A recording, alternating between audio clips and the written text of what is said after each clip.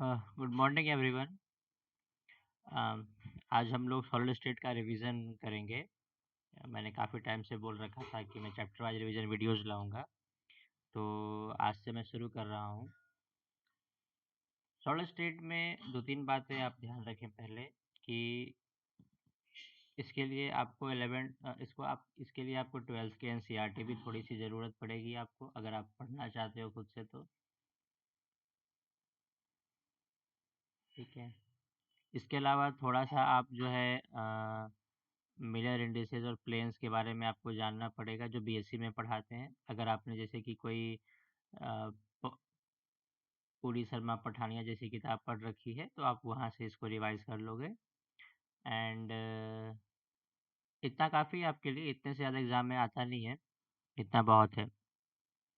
तो देखते हैं। अभी तो हम लोग जो है इसको रिवाइज करेंगे सारे टॉपिक्स को, एंड देन आपके डाउट्स जो भी होंगे आप मुझे बताना। तो सॉलिड स्टेट की शुरुआत हम करेंगे क्रिस्टलाइन सॉलिड से और एमोर्फस सॉलिड से।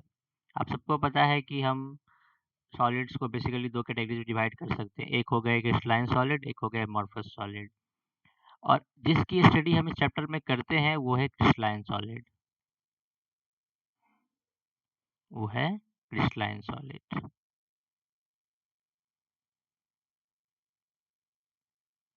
दोनों में डिफरेंस क्या होता है? तो देखो, एक में जो होता है शॉर्ट रेंज ऑर्डर पाया जाता है, और इसमें short range and long range order दोनों पाया जाता है क्रिस्टलाइन सॉलिड में। एमोर्फस में ऐसा नहीं होता है। ज्योमेट्री जो होती है क्रिस्टलाइन सॉलिड की रेगुलर होती है, डेफिनिट होती है, इसके फेसेस शार्प होते हैं, सरफेसेस फ्लैट होते हैं। बट ऐसा कुछ अमॉर्फस सॉलिड में नहीं होता है, ऐसी कोई डेफिनिट ज्योमेट्री नहीं होती है। जब आप इसको ब्रेक करेंगे क्रिस्टलाइन सॉलिड को, तो ये स्मॉल क्रिस्टल्स में ब्रेक हो जाएगा, है ना। और इनकी ज्योमेट्रिक शेप जो होगी सेम होगी। बट जो अमॉर्फस सॉलिड होता है उनके ब्रोकन पीसेस फ्लैट नहीं होते जनरली, वो मतलब कि क्रिस्टल्स में ब्रेक नहीं करेंगे, क्रिस्टल्स तो है ही नहीं। मेल्टिंग पॉइंट, अगर इसका ज्योमेट्री रेगुलर है तो मेल्टिंग पॉइंट इसका शार्प होता है, एक बहुत ही शार्प मेल्टिंग पॉइंट होता है। उस मेल्टिंग पॉइंट जैसे ही रीच करोगे, पूरी की पूरी क्रिस्टलाइन सॉलिड आपकी जो है मेल्ट कर जाएगी। बट एमॉर्फस सॉलिड में एक रेंज ऑफ मेल्टिंग पॉइंट होता है, कोई शार्प मेल्टिंग पॉइंट नहीं होता है इसका। और जो सबसे इंपॉर्टेंट प्रॉपर्टी है वो एनिसोट्रॉपी की। क्रिस्टलाइन सॉलिड में एनिसोट्रॉपी प्रॉपर्टी होती है, मतलब इसके फिजिकल प्रॉपर्टी, जैसे कि इसकी ऑप्टिकल डेंसिटी, ये सब चीज़ें जो होती हैं डिफरेंट डायरेक्शन में डिफरेंट होती हैं। बट जो एमॉर्फस सॉलिड होते हैं वो आइसोट्रॉपिक नेचर के होते हैं, उनकी फिजिकल प्रॉपर्टी की डायरेक्शन के ऊपर डिपेंड नहीं करती है, वो एक जैसे ही होती है डायरेक्शन से।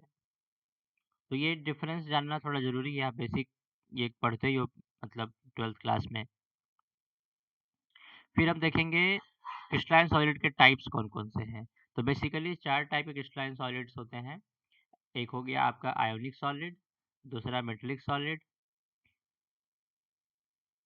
और तीसरा कोवेलेंट सॉलिड, और लास्ट वाला जो हो गया वो मॉलिक्यूलर सॉलिड हो गया। इनके आप जो है ना प्रॉपर्टीज़ को पढ़ो, मतलब कि लैटिस पॉइंट्स के अबाउट जो पार्टिकल्स होते हैं। देखो, आयनिक में क्या होंगे, एनायंस और कैटायंस होंगे, मेटलिक में मेटल आयंस होंगे, लेकिन ये इलेक्ट्रॉन क्लाउड में होते हैं मेटल आयंस। कोवेलेंट में एटम्स होते हैं, और मॉलिक्यूलर सॉलिड में मॉलिक्यूल्स होते हैं या एटम भी हो सकते हैं। बाइंडिंग फोर्सेस आयनिक में क्या होता है, इलेक्ट्रोस्टैटिक अट्रैक्शन। मेटलिक सॉलिड्स में मेटेलिक बॉन्ड होते हैं, कोवेलेंट सॉलिड्स में कोवेलेंट बॉन्ड्स होते हैं, और मॉलिक्यूलर सॉलिड में वंडर वॉल्स फोर्स या डाइपोल डाइपोल फोर्सेस। प्रॉपर्टीज अगर देखा जाए तो आयनिक सॉलिड्स हार्ड होते हैं, ब्रिटल होते हैं, और इनकी thermal conductivity, electrical conductivity poor होती है। बट जैसे ही आप इसे सॉल्यूशन बनाते हो वैसे ही वो बहुत अच्छा कंडक्टिविटी दिखाते हैं। मेटेलिक सॉलिड्स जो होते हैं सॉफ्ट होते हैं और हार्ड भी होते हैं, दोनों। सॉफ्ट मेटल्स भी होते हैं, हार्ड मेटल्स भी होते हैं। इनकी थर्मल कंडक्टिविटी इसी स्टेट, सॉलिड स्टेट में ही बहुत अच्छी होती है, और ये अच्छे इलेक्ट्रिकल कंडक्टर्स भी होते हैं, इसका हम एप्लीकेशन भी करते हैं। कोवेलेंट सॉलिड्स में आप देखो, उनकी जो प्रॉपर्टी है कि वो हार्ड तो हैं, बहुत हार्ड है, कुछ सब्सटेंस उसमें काफ़ी ज़्यादा हार्ड होते हैं, जैसे डायमंड हो गया। अ, लेकिन इनकी थर्मल और इलेक्ट्रिकल प्रॉपर्टी पुअर होती है इस स्टेट में। मॉलिक्यूलर सॉलिड्स सॉफ्ट होते हैं, थर्मल इलेक्ट्रिकल कंडक्टर्स तो नहीं ही होते हैं ये। इनके कुछ एग्जांपल्स याद रख लो, जैसे कि आयनिक में NaCl, KNO3, CaBr2, ये सब हो गया, KCl एंड और द एग्जांपल्स। मेटेलिक में लिथियम, पोटेशियम, कैल्शियम,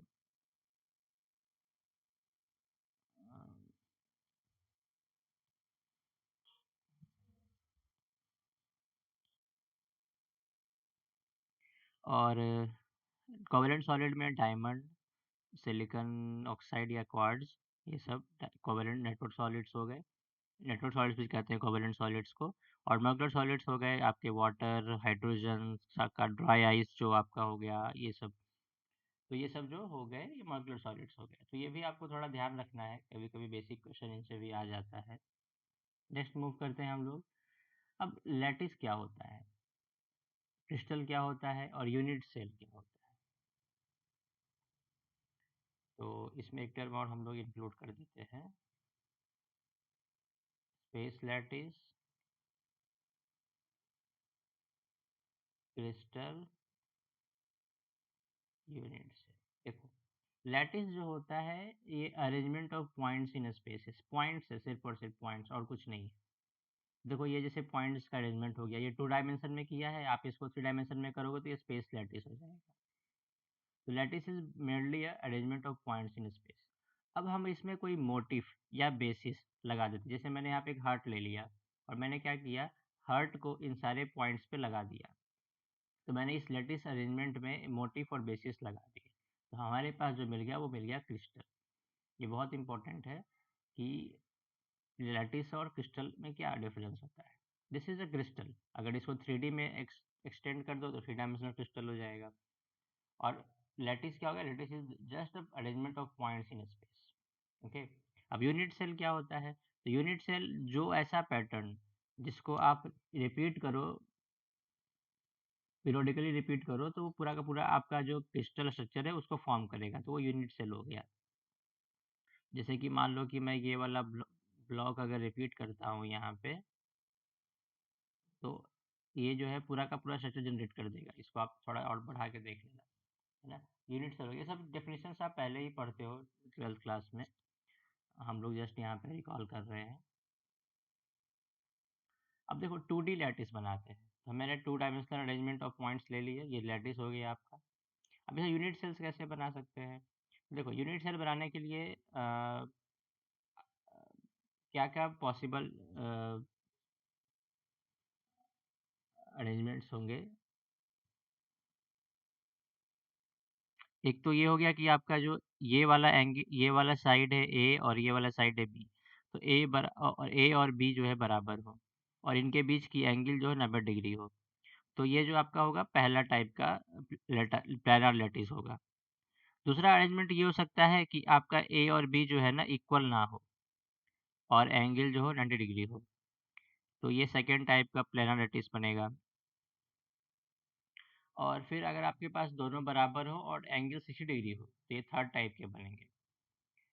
चौथा हो गया कि आपके पास ए एंड बी हो और एंगल 90 डिग्री हो, तो ए इक्वल टू बी हो, एंगल 90 डिग्री हो, तो आपके पास चौथा टाइप का लैटिस बनेगा।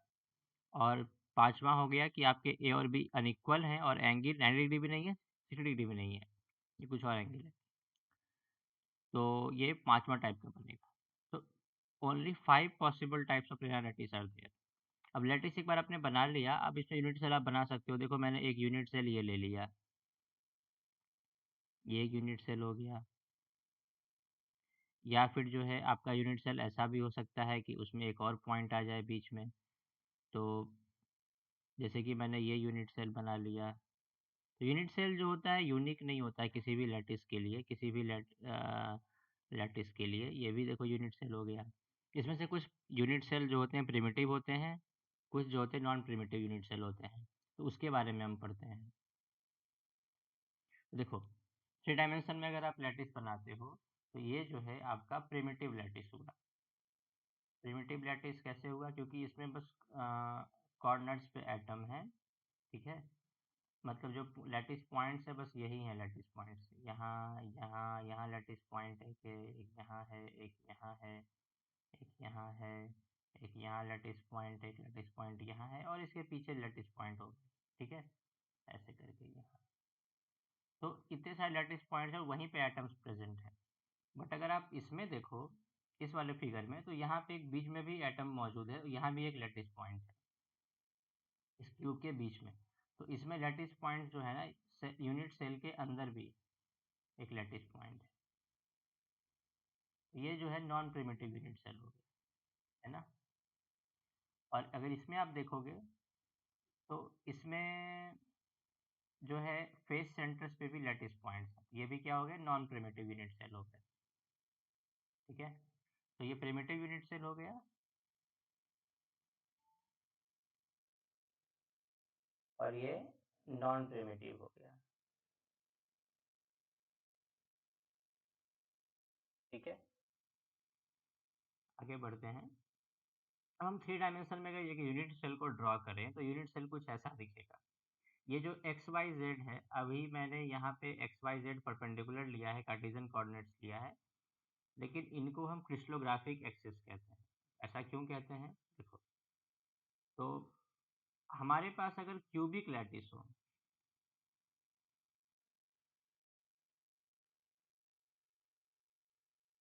अगर हमारे पास क्यूबिक सिस्टम हो,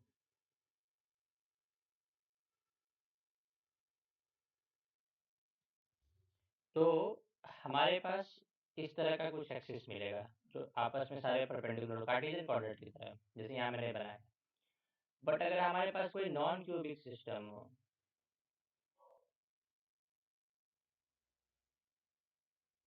तो जिसमें कि जैसे कि इस टाइप का, मतलब कि जहाँ पे आपका जो यूनिट सेल है कुछ ऐसा बना हुआ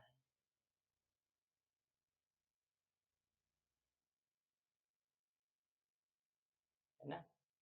तो इस केस में जो एक्सिस होगा, इस केस में जो एक्सिस होगा वो आपका जरूरी नहीं है कि आपस में परपेंडिकुलर हो, ये कोई दूसरा एंगल भी रख सकते हैं। तो इनको हम क्रिस्टलोग्राफिक एक्सिस कहते हैं।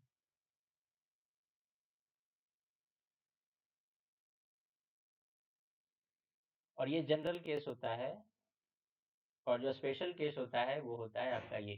तो हम जनरली यही वाला पढ़ते हैं, क्योंकि बीएससी लेवल पे कोई ऐसा सिस्टम आपको पढ़ना नहीं है जो नॉन क्यूबिक हो, है ना। सारे क्वेश्चन इसी टर्म से आते हैं। तो देखो, किसी भी यूनिट सेल को हम अगर ड्रॉ करते हैं तो उनको उसको हम डेजिग्नेशन करने के लिए उनका हम क्या करेंगे, लैटिस पैरामीटर्स यूज करेंगे। किसी भी लैटिस के लिए आप जो है ना लैटिस पैरामीटर यूज करते हो। जैसे आपने देखो यहाँ पे लैटिस पैरामीटर यूज किया था ए और बी, और एक एंगल यूज किया था अल्फा, ठीक है। वैसे यहाँ पे हम लैटिस पैरामीटर क्या क्या यूज करेंगे, 3 बेसिस वेक्टर्स। एक हो गया एक्स के अलोंग, एक वाई के अलोंग और एक जेड के along, A B and C. 3 basis vectors A B and C. और हमारे पास होंगे 3 angles, alpha beta and gamma. A B के बीच का एंगल गामा है, ए सी के बीच का एंगल बीटा है, और ए बी सी के बीच का एंगल अल्फा है। तो वो ध्यान रखना किसके बीच कौन सा एंगल है, ये इंपॉर्टेंट है, चेंज नहीं करता है। ये ग्रीक लेटर्स हैं, अल्फा बीटा गामा जो है एबीसी के लिए। तो दो के बीच में तीसरा वाला होगा, जैसे ए बी के बीच में गामा, बीसी के बीच में अल्फा, और एसी के बीच में बीटा, ऐसे। तो ये हो गया, ठीक है। अब इसमें ध्यान रखने वाली बात ये है कि जो क्रिस्टलाइन सॉलिड होता है, एक और बात ध्यान रख लो, जो क्रिस्टलाइन सॉलिड होता है ये अ, यहाँ पे हम आगे नेक्स्ट वाले टॉपिक में देखते हैं इसको। तो कई सारे एंट्रेंस एग्जामिनेशन में मैंने देखा है कि वो क्यूबिक यूनिट सेल की सिमेट्री के बारे में पूछ लेते हैं। तो चलो उसको पढ़ते हैं। तो देखो, ये क्यूबिक यूनिट सेल मैंने बनाया है। तो इसमें जो है एक सेंटर ऑफ सिमेट्री होती है एकदम बीच में, ठीक है। तो सेंटर ऑफ सिमेट्री हो गई आपकी एक। अब आप देखो कि क्यूबिक यूनिट सेल में प्लेन्स ऑफ सिमेट्री भी होती हैं। देखो, ये रेक्टेंगुलर प्लेन्स ऑफ सिमेट्री हो गई, जो साइड्स के बीच से कट करके निकल रही है। इस तरह के 3 प्लेन्स होंगे, एक ये वाला हो जाएगा, एक कुछ आप जो है ऐसा बना लोगे, इस टाइप का कुछ ऐसा, इन दोनों साइड से जो पास करता हुआ निकलेगा, और एक जो हो जाएगा वो इन दोनों साइड से पास करता हुआ निकलेगा, कुछ ऐसा, है ना। इस तरह के 3 रेक्टेंगुलर प्लेन्स ऑफ सिमेट्री होंगी। और कुछ ऐसे प्लेन्स भी होंगे जो डायगोनल्स को कट करेंगे, जैसे ये वाला प्लेन और ऐसे ही तरह के ये वाला प्लेन हो जाएगा, ठीक है। इस तरह से आप जो है ऐसे करके बना लिया आपने, फिर आप जो है ऐसे करके बना सकते हो। तो आपके पास जो होंगे इस तरह के 6 डायगोनल प्लेन्स ऑफ सिमेट्री होंगी। आप इसको विजुलाइज भी कर सकते हो खुद से। टोटल 9 प्लेन्स ऑफ सिमेट्री हो गई। एक हो गया हमारे पास सेंटर ऑफ सिमेट्री, हो गया 9 प्लेन्स ऑफ सिमेट्री। उसके बाद हमारे पास है एक्सिस ऑफ सिमेट्री। तो देखो 4 फोल्ड एक्सिस ऑफ सिमेट्री या C4 एक्सिस भी कहते हैं इसको C3 भी कहते हैं, 3 फोल्ड एक्सिस ऑफ सिमेट्री को, और इसको कहते हैं C2। तो ये देखो 4 फोल्ड एक्सिस सिमेट्री जो होंगी 3 होंगी इसमें। आप इसको विजुलाइज करके देखना, मैं आप रिवीजन करवा रहा हूँ आपको, तो ये मैंने शॉर्ट में लिख रखा है यहाँ पे। 3 फोल्ड एक्सिस सिमेट्री 4 होंगी और 2 फोल्ड एक्सिस सिमेट्री 6 होंगी। टोटल एक्सिस ऑफ सिमेट्री कितने हो गए? 13, है ना। और ध्यान रखना कि कभी भी C5 जो होता है नहीं होता है इन क्रिस्टलाइन सॉलिड।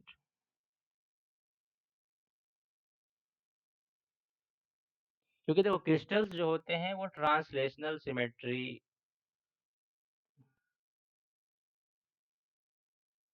को प्रोसेस करते हैं, और जब आप ट्रांसलेशनल सिमेट्री को कंसीडर करोगे क्रिस्टलाइन सॉलिड में, तो आप C5 एक्सिस सिमेट्री जनरेट नहीं कर सकते कभी भी, और ग्रेटर देन C6 भी कभी भी नहीं होगा, ये भी कभी आपको नहीं मिलेगा। तो आपको जो है ना यही सब एक्सिस सिमेट्री मिलेंगी, C2 C3 C4 C6 C5 कभी नहीं मिलेगा। तो ये दोनों बात ध्यान में रखना, कभी कभी एग्जाम में आ सकता है ये। तो यहाँ पे हमारे पास 13 एक्सिस सिमेट्री हो गई, 9 प्लेन सिमेट्री हो गई, और एक हो गया आपका symmetry of centre of symmetry. तो टोटल सिमेट्री एलिमेंट्स कितने हो गए?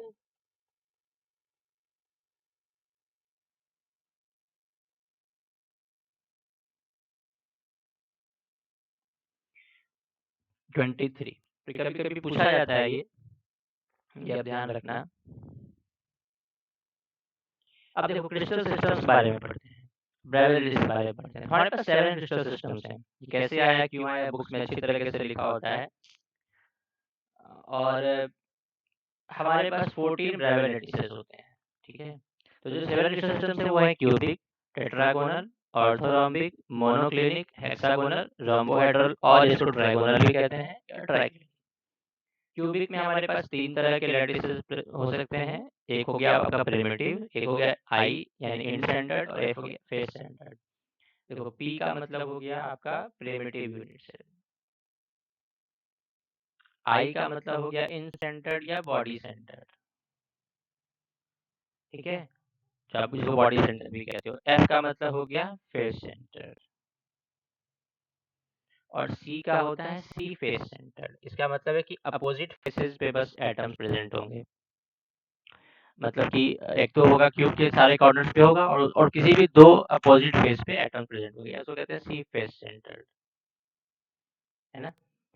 तो जो चारों प्रेजेंट है वो ऑर्थोरोम्बिक में है। तो कई बार ये पूछा जाता है कि किस सिस्टम में चारों तरह के यूनिट्स लैटिसेस होते हैं, मतलब प्रिमिटिव नॉन प्रिमिटिव सारे होते हैं, तो वो हो गया ऑर्थोरोम्बिक, चारों तरह के आपके मिलेंगे।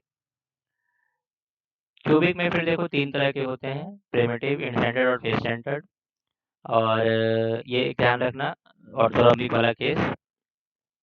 कभी कभी पूछता है कि किस सिस्टम में बताओ कि सारे जो एज लेंथ होते हैं बराबर होते हैं। तो देखो बराबर कहाँ कहाँ मिल रहा है आपको, क्यूबिक में बराबर मिल रहा है, और ट्राइगोनल में बराबर मिल रहा है ना।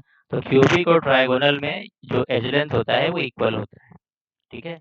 दोनों में फर्क इतना है बस कि क्यूबिक सिस्टम में सारे एंगल्स 90 डिग्री होते हैं, और ट्राइगोनल या रोम्बोहेड्रल में सारे एंगल्स जो होते हैं 90 डिग्री के बराबर नहीं होते हैं। सारे एंगल्स इक्वल होते हैं लेकिन कोई भी एंगल 90 डिग्री के बराबर नहीं होता है। अब इसको ध्यान कैसे रखेंगे, देखो जो है ना ये जो है ना सिमेट्री में डिक्रीमेंट हो रहा है यहाँ पे। आप देखो सबसे ज्यादा सिमेट्रिक यहाँ पे क्यूबिक है। तो ये जो क्लासिफिकेशन है ये यूनिट सेल के शेप पे नहीं किया गया है। ये जो क्लासिफिकेशन है ये सिमेट्री बेस्ड क्लासिफिकेशन है, ठीक है। जो क्लासिफिकेशन है ये ध्यान रखना, ये सिमेट्री बेस्ड क्लासिफिकेशन है, ठीक है। देखो क्यूबिक पे सारे साइड्स बराबर, सारे एंगल्स 90 डिग्री। टेट्रागोनल में एक साइड जो होगा दूसरे बाकी दो के बराबर नहीं होगा, तो इससे थोड़ा सा ये हो गया, और लेकिन एंगल सारे सेम रह गए। तीसरा केस ये हो सकता है कि सारे एंगल सेम हो, 90 डिग्री के बराबर हो, और तीनों साइड आपस में बराबर ना हो, तो ये आपका ऑर्थोरोम्बिक सिस्टम हो गया। फिर इससे आप मोनोक्लिनिक कैसे बनाओगे, तो सारे साइड्स अनइक्वल रखो और दो एंगल 90 डिग्री, एक एंगल 90 डिग्री के बराबर नहीं होगा, तो ये आपका मोनोक्लिनिक हो गया। हेक्सागोनल में देखो, हेक्सागोनल में देखो दो एंगल्स बराबर, दो साइड्स बराबर है, तीसरी साइड बराबर नहीं है किसी के, ठीक है। और दो एंगल 90 डिग्री बराबर है और तीसरा वाला एंगल जो है 120 डिग्री है, ठीक है। और ट्राइगोनल में सारे साइड्स बराबर हैं, सारे एंगल 90 डिग्री के बराबर नहीं है लेकिन इक्वल है। और ट्राइक्लिनिक जो है सारे एंगल्स भी अनइक्वल हैं, सारे साइड्स भी अनइक्वल हैं, तो ये ट्राइक्लिनिक हो गया। तो आप इसको कैसे भी याद कर सकते हो, कोई भी आप निमोनिक आपके पास अगर है तो आप इसको याद रखना। मुझे तो ऐसे मतलब कि ऐसे सिमेट्री की बेसिस पे ही याद है कि कैसे कि दूसरा वाला पहले वाले से कैसे लाते हैं, तो मैंने सीरीज में याद कर रखा है कि अगर मेरे पास क्यूबिक मैंने लिख दिया एक बार, तो मैं सारे सिस्टम्स लिख देता हूँ। और जो ध्यान रखने वाली बात ये है, जो इम्पोर्टेंट है कि कौन कौन से स्पेशल केसेस है, जैसे कि ऑर्थोरोम्बिक वाले में चारों होते हैं क्रिस्टल्स, प्रिमिटिव वाले नॉन प्रिमिटिव वाले सारे होते हैं इसमें। कुछ में सिर्फ एक ही होता है प्रिमिटिव वाला, उसमें देखो हेक्सागोनल हो गया, ड्रोम्बोहेड्रल हो गया और ट्राइक्लिनिक हो गया। तो 14 प्राइवेलिटीज यहाँ से हमें मिल जाएंगे। उन प्राइवेलिटीज को देखो विजुलाइज करो यहाँ पे।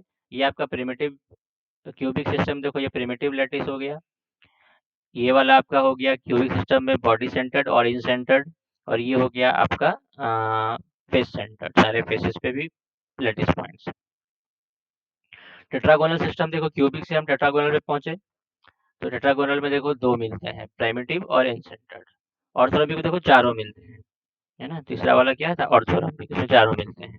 ए बी सी जो है आपका इक्वल नहीं है, और अल्फा बीटा गामा 90 डिग्री है ना। ए बी सी इक्वल नहीं है और अल्फा बीटा गामा 90 डिग्री है।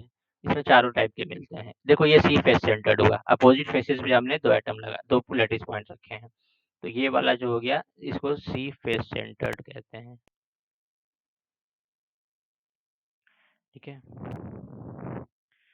अब उसी तरीके से आप मोनोक्लिनिक वाला देखो, इसमें प्रिमिटिव होता है और सी फेस सेंटर्ड होता है।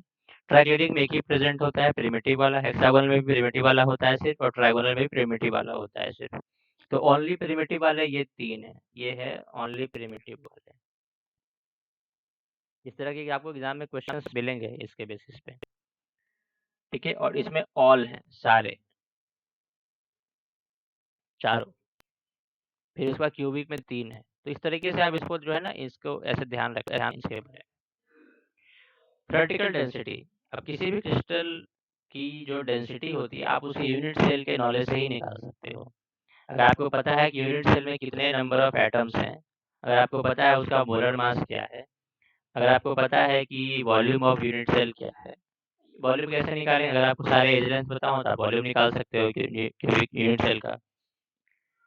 और एवोगाड्रो नंबर है Na, तो जो डेंसिटी होती है वो होती है Zm/V इंटू Na। और यहाँ पे V अगर आप क्यूबिक सिस्टम के लिए लोगे तो V क्या होता है, ABC होता है। और क्यूब के लिए सारे साइड्स बराबर होते हैं, तो ये V इक्वल टू क्या हो गया, A क्यूब। तो D इज इक्वल टू हो गया Zm/A क्यूब Na। तो ये वाला फॉर्मूला आपने 12th क्लास में भी यूज कर रखा होगा, आगे भी यूज होगा। अब Z जो होता है सिंपल क्यूबिक के लिए आप 1 लेते हो, क्योंकि सारे कॉर्नर एटम्स देखो यहाँ पे आप देखो कि सिंपल क्यूबिक में 1/8 कंट्रीब्यूशन होता है एटम का। तो आपके पास 8 लैटिस साइड्स हो गए, तो इसके पास एक एटम हो गया। इसमें देखो 1/8 इंटू 1 इंटू 8 हुआ, तो ये 1 एटम हो गया, और एक एटम हो गया बॉडी सेंटर वाला। इसमें देखो 1/8 इंटू 8 तो हो गए लैटिस कॉर्नर से, तो ये 1 एटम। उसके बाद फिर आपके पास 6 फेसेस हैं, आपके पास हाफ कंट्रीब्यूशन होता है हर फेस सेंटर्ड एटम का, तो हाफ इंटू 6 ये हो गया 3, तो टोटल कितने हो गए 4। तो देखो आप कि जो Z हो गया वो FCC के लिए 4, BCC के लिए 2 और सिंपल क्यूबिक के लिए 1। तो ये यही तीनों यूज होते हैं क्वेश्चंस में ज़्यादातर, इसका आप ध्यान रखना। अब कभी-कभी क्या होता है कि कुछ लैटिस पॉइंट्स जो हो गए ना अनऑक्युपाइड होते हैं, मिसिंग होते हैं। तो जो एक्सपेरिमेंटल डेंसिटी होती है वो थ्योरेटिकल से अलग होती है। थ्योरेटिकल तो आप यहाँ से निकाल लोगे Zm/AQN से, ठीक है? लेकिन आपकी एक्सपेरिमेंटल डेंसिटी जो होगी कुछ अलग आ रही है, किसी तरह आपने कैलकुलेट किया तो जो परसेंटेज ऑक्यूपेंसी हो जाती है किसी भी यूनिट सेल की वो होती है D experimental upon D theoretical into 100%, ठीक है? कभी-कभी इसमें मैंने क्वेश्चन देखा नहीं है जल्दी, बट मे बी आ सकता है, जिसको आप ध्यान, छोटी सी बात है जिसको आप ध्यान रख सकते हो। इन जनरल आप जो वॉल्यूम ऑफ यूनिट सेल निकालते हो वो होता है V is equal to ABC into 1 minus cos square alpha minus cos square beta minus cos square gamma plus 2 cos alpha cos beta cos gamma. Again इस पे कभी भी कोई क्वेश्चन नहीं आया है, क्योंकि हम सिर्फ क्यूबिक सिस्टम पे ही क्वेश्चन देखते हैं। तो उसमें देखो alpha equal to beta equal negative हो जाता है, तो ये टर्म्स जीरो हो जाएंगे, जीरो जीरो जीरो, ये टर्म्स जीरो हो जाएंगे सारे, तो सिर्फ ABC बचेगा, ठीक है? तो ABC बचेगा और उसमें भी क्या हो गया, A equal to B equal to C, तो alpha is equal to beta equal to gamma equal to 90 degree इसमें पुट करोगे और A equal to B equal to C put करोगे तो आपके पास V आ जाएगा A क्यूब के लिए। तो ये वाला हम यूज करते हैं, लेकिन ये जनरल वॉल्यूम है, कभी कभी अगर एग्जाम में दिख जाए तो घबराना मत, ये ध्यान रखना, ठीक है?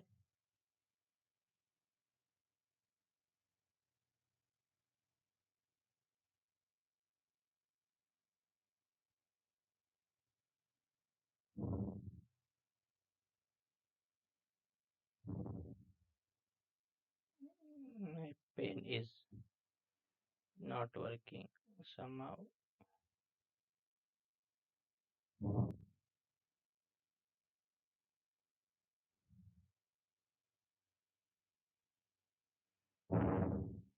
या ओके, अब देखो हम क्यूबिक लैटिस जब पढ़ते हैं तो उसमें एक टर्म पढ़ते हैं पैकिंग फ्रैक्शन और पैकिंग एफिशिएंसी। तो सिंपल सिंपल क्यूबिक के लिए जो पैकिंग एफिशिएंसी होती है कैलकुलेट करने में 52.36% आती है। ये आप 12th क्लास में कर रखे हो, वहाँ पे बुक में भी दे रखा है। पीसीसी में 68% होता है, एफसीसी में 74% होता है। जो क्लोजेस्ट पैकिंग होती है वो तब होती है जब सारे स्पेयर्स जो हो maximum number of nearest neighbours के कांटेक्ट में हो, तो वो आपको एफसीसी में देखो क्लोज हाईएस्ट पैकिंग फ्रैक्शन मिल रही है 74%, ठीक है? इस पे भी कभी कभी क्वेश्चन आ जाता है अरेंज करने का ऑर्डर में, तो ये भी ध्यान रखने वाली बात है। अब ये देखो पैकिंग होती कैसी है, तो जब आप क्लोज पैकिंग करते हो तो हम दो तरीके से कर सकते हैं जो कॉमनली ऑब्जर्व की गई है, वह A B A B A B और A B C A B C A B C, इस तरह से इसको आप ऐसे विजुलाइज कर सकते हो। देखो आपके पास ए लेयर से, देखो आपके पास यहाँ पे ए लेयर से, अब इस ए लेयर में आपने बी लेयर ऑफ एटम रखी, वहां रखी जहाँ पे वॉइड्स थे। देखो यहाँ पे देखो, ये ए लेयर हो गया, ए जहाँ लिखा हुआ है, और बी को हमने वहां रखा जहाँ पे वाइड है ना, जहाँ पे वाइड है वहां पे हमने बी को रखा है। तो ये हो गया आपका क्लोजेस्ट पैकिंग, ठीक है? ए बी टाइप का, ए लेयर के ऊपर बी लेयर वाइड्स में, फिर बी लेयर के ऊपर ए लेयर, फिर बी लेयर के ऊपर ए लेयर, फिर बी लेयर, इस तरीके से। एक हो गया ऐसा कि आप ए लेयर रखा पहले आपने, उसके ऊपर बी लेयर रखा वाइड्स में, फिर उसके ऊपर आपने एक डिफरेंट लेयर लगाया सी का। तो कॉमनली जो है ये एबीसी ए बी इस तरह के ऑब्जर्वेशन दिखे गए हैं, पैकिंग देखी गई है। लेकिन अदर पॉसिबल्स क्या क्या हो सकते हैं जो क्लोजेस्ट पैकिंग हो सकती है, वो क्लोज पैकिंग हो सकती है, वो है ए बी सी ए सी बी, किसी तरीके से ए बी ए सी।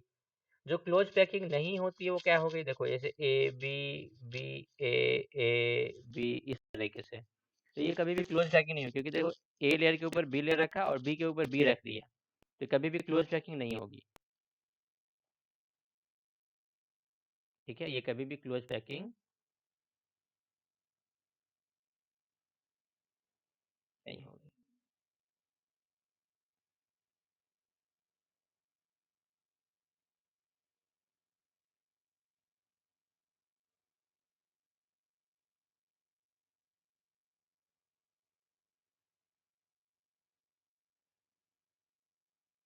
जैसे ए बी बी ए, ये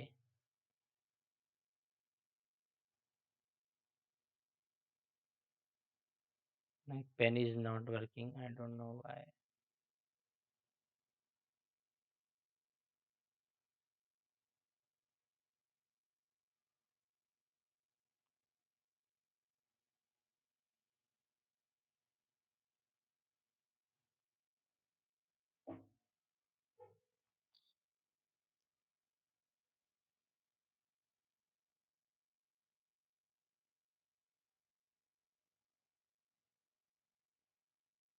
Not a close packing. इस पे भी एक बार क्वेश्चन आया हुआ है, मैंने देखा है एमएससी के एंट्रेंस में, बीएचयू में भी ऐसा पूछा गया है क्वेश्चन, तो इस बात का आप ध्यान रखना है। अब देखो, हेक्सागोनल क्लोज पैकिंग किसको कहते हैं? तो जो आप एबी अरेंजमेंट देख रहे हो ना, ये हेक्सागोनल क्लोज पैकिंग कहलाता है। ए लेयर के ऊपर देखो, यहाँ पे ए लेयर है, इसके ऊपर बी लेयर है, इसके ऊपर ए लेयर है, ठीक है? तो ये एबी सिस्टम हो गया, ये हेक्सागोनल क्लोज पैकेज स्ट्रक्चर कहलाता है। इसमें जो नंबर ऑफ स्फीयर्स होंगे इस प्रिज्म में, कभी-कभी ये पूछा जाता है कि हेक्सागोनल प्रिज्म में कितने नंबर ऑफ स्फीयर्स लाई करेंगे। तो वो ये 3 तो प्योरली जो है इसमें ही आ रहा है, और जो ऊपर नीचे वाला कंट्रीब्यूशन है वो हाफ-हाफ होता है। तो यानी कि इससे आपका कंट्रीब्यूशन 1 हो गया, 3 1 4 हो गए, और जो सारे कॉर्नर एटम्स हो गए यहाँ पे 3 3 6 3 3 6, इनसे कंट्रीब्यूशन आता है टोटल ये 1/6 1/6 होते हैं, तो यहाँ से 1 और यहाँ से 1, ये टोटल आपके पास 6 एटम्स होंगे या 6 स्फीयर्स होंगे जो इस रेंज में बिलोंग करते हैं। ये कभी-कभी पूछा जाता है ये वाला क्वेश्चन। ये जो है एफसीसी अरेंजमेंट फॉर्म करता है, तो पैकिंग फ्रैक्शन 74% होगा इसका। कुछ एग्जांपल्स जो है इस तरह के पैकिंग के हैं, कैल्शियम का, कैडमियम का, क्रोमियम का, मैग्नीशियम और जिंक। अब जो एबीसी एबीसी वाला है इसको कहते हैं क्यूबिकल क्लोज पैकिंग, ठीक है? और इसको फेस सेंटर्ड क्यूबिक पैकिंग भी कहते हैं। तो इसका पैकिंग फ्रैक्शन भी 74.05% आता है ना? तो ये दोनों सबसे क्लोजेस्ट पैक स्ट्रक्चर्ड हो गए, ठीक है? और आप यहाँ से देखो कि जो पैकिंग फ्रैक्शन होता है वो जनरली रेडियस पे डिपेंड नहीं करता है, स्फीयर के रेडियस पे, ठीक है? ये सिर्फ और सिर्फ नेचर ऑफ पैकिंग पे डिपेंड करता है, किस तरह हमने पैक किया है। अब हम पढ़ते हैं आयोनिक क्रिस्टल्स के बारे में, जहाँ पे हम सारे डिफेक्ट्स वगैरह के बारे में पढ़ते हैं। तो जो आयोनिक क्रिस्टल्स होते हैं उनमें जो मोटिफ होता है या बेसिस होता है वो आयंस होते हैं, ठीक है?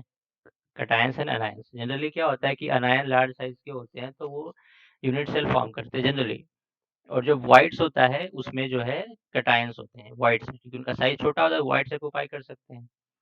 तो जो कॉमन कोऑर्डिनेशन नंबर ऑब्जर्व की जाती है आयनिक क्रिस्टल्स में वो है 8 6 4। अब कुछ एग्जांपल्स देखो एक टाइप का स्ट्रक्चर होता है CH-Cl स्ट्रक्चर। इसमें CS और Cl- दोनों के लिए जो कोऑर्डिनेशन नंबर होती है वो 8 8 होती है, और एक यूनिट सेल में इसके 1 एटम होगा।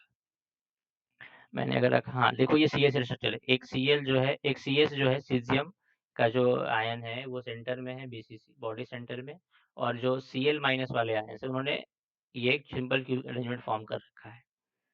तो एक यूनिट सेल है जो है CH-Cl का, है ना? इसमें टोटल एटम्स कितने हो गए? टोटल सेल काउंटेड यानी कि टोटल यूनिट्स ऑफ CH-Cl कितना हो गया?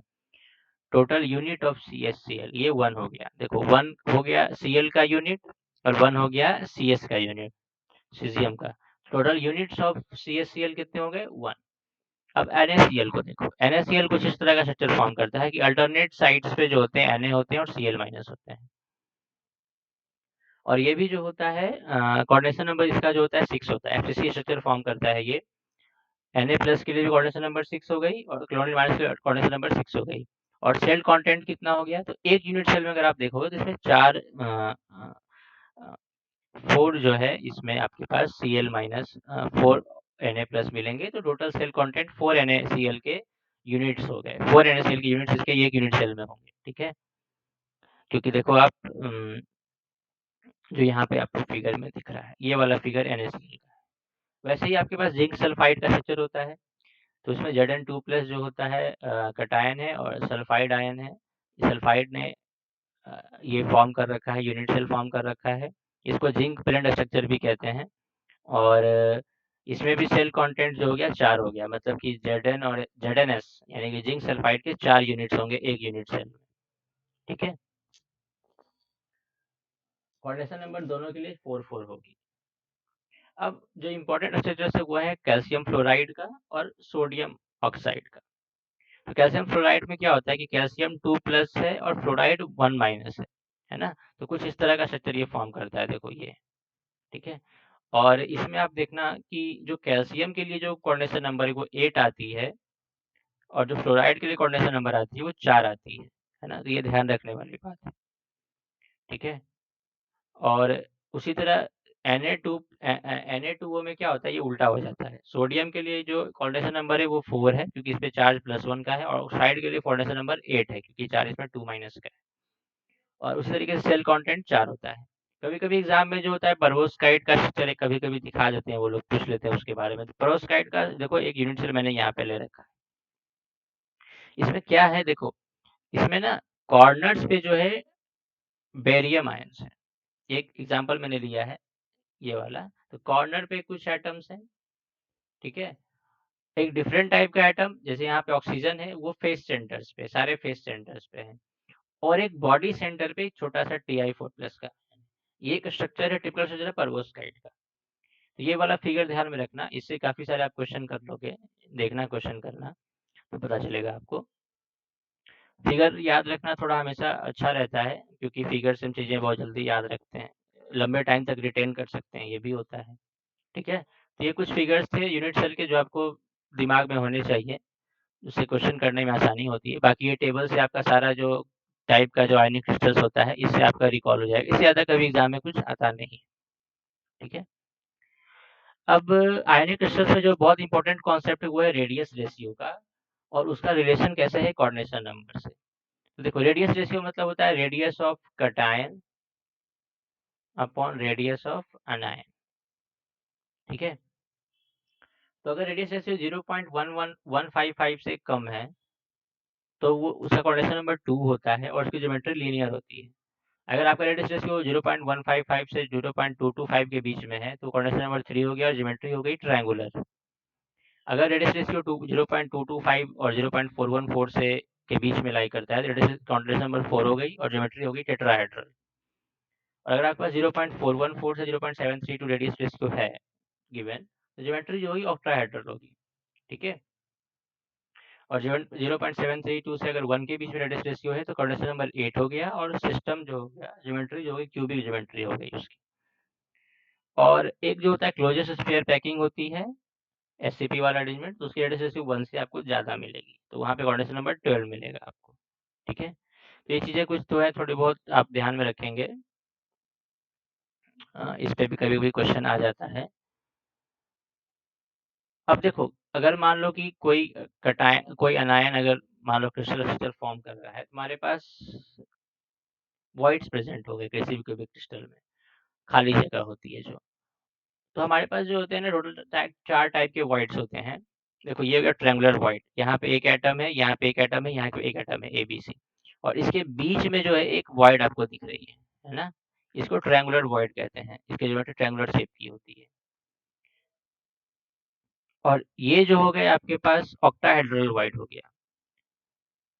यहाँ पे आप देख सकते हो कि 4 एटम्स यहाँ पे प्रेजेंट हैं और उसके ऊपर इसके ऊपर जो है आप अगर अरेंजमेंट करो इस तरीके से एटम्स का एक और लेयर लगाओगे तो आपका ऑक्टाहेड्रल वॉइड बनेगा।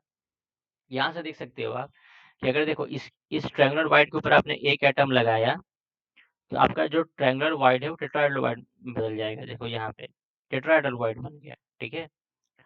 और ऑक्टाहेड्रल वॉइड क्या हो गया जब इस लेयर ऑफ एटम के ऊपर आप डिफरेंट लेयर ऑफ एटम लगाते हो यहाँ पे ऐसे ऐसे करके, ठीक है? ऐसे ऐसे ऐसे करके कुछ इस तरीके से। तो ये जो ज्योमेट्री बनेगी ऑक्टाहेड्रल वॉइड की बनेगी, ठीक है? तो ये जो है आपका ऑक्टाहेड्रल वॉइड फॉर्म करेगा। तो जो क्लोज और ये एक क्यूबिक वॉइड भी होता है, इसके बारे में भी ध्यान रखना। मैंने एक क्वेश्चन देखा था काफी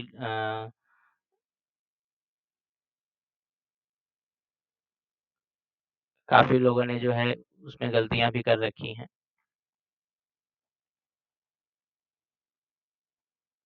ठीक है? तो क्यूबिक वॉइड भी होता है जो क्यूब के सेंटर पे हो गया, ठीक?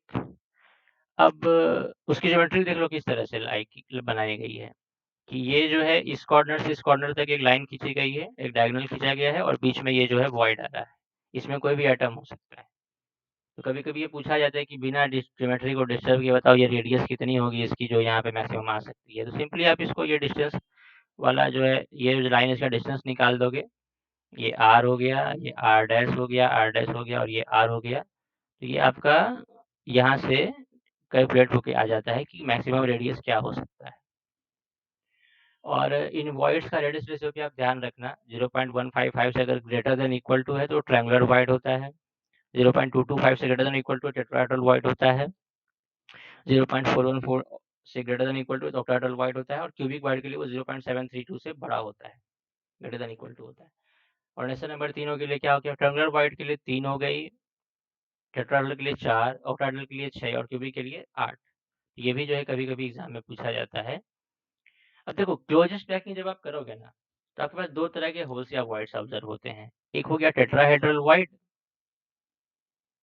और एक हो गया ऑक्टाहेड्रल वॉइड। ठीक है, अगर किसी यूनिट सेल में मान लो कि total number of closed pack atoms 1 है, टेट्राहेड्रल वॉइड्स 2 हो जाएगा, मतलब दुगना हो जाएगा।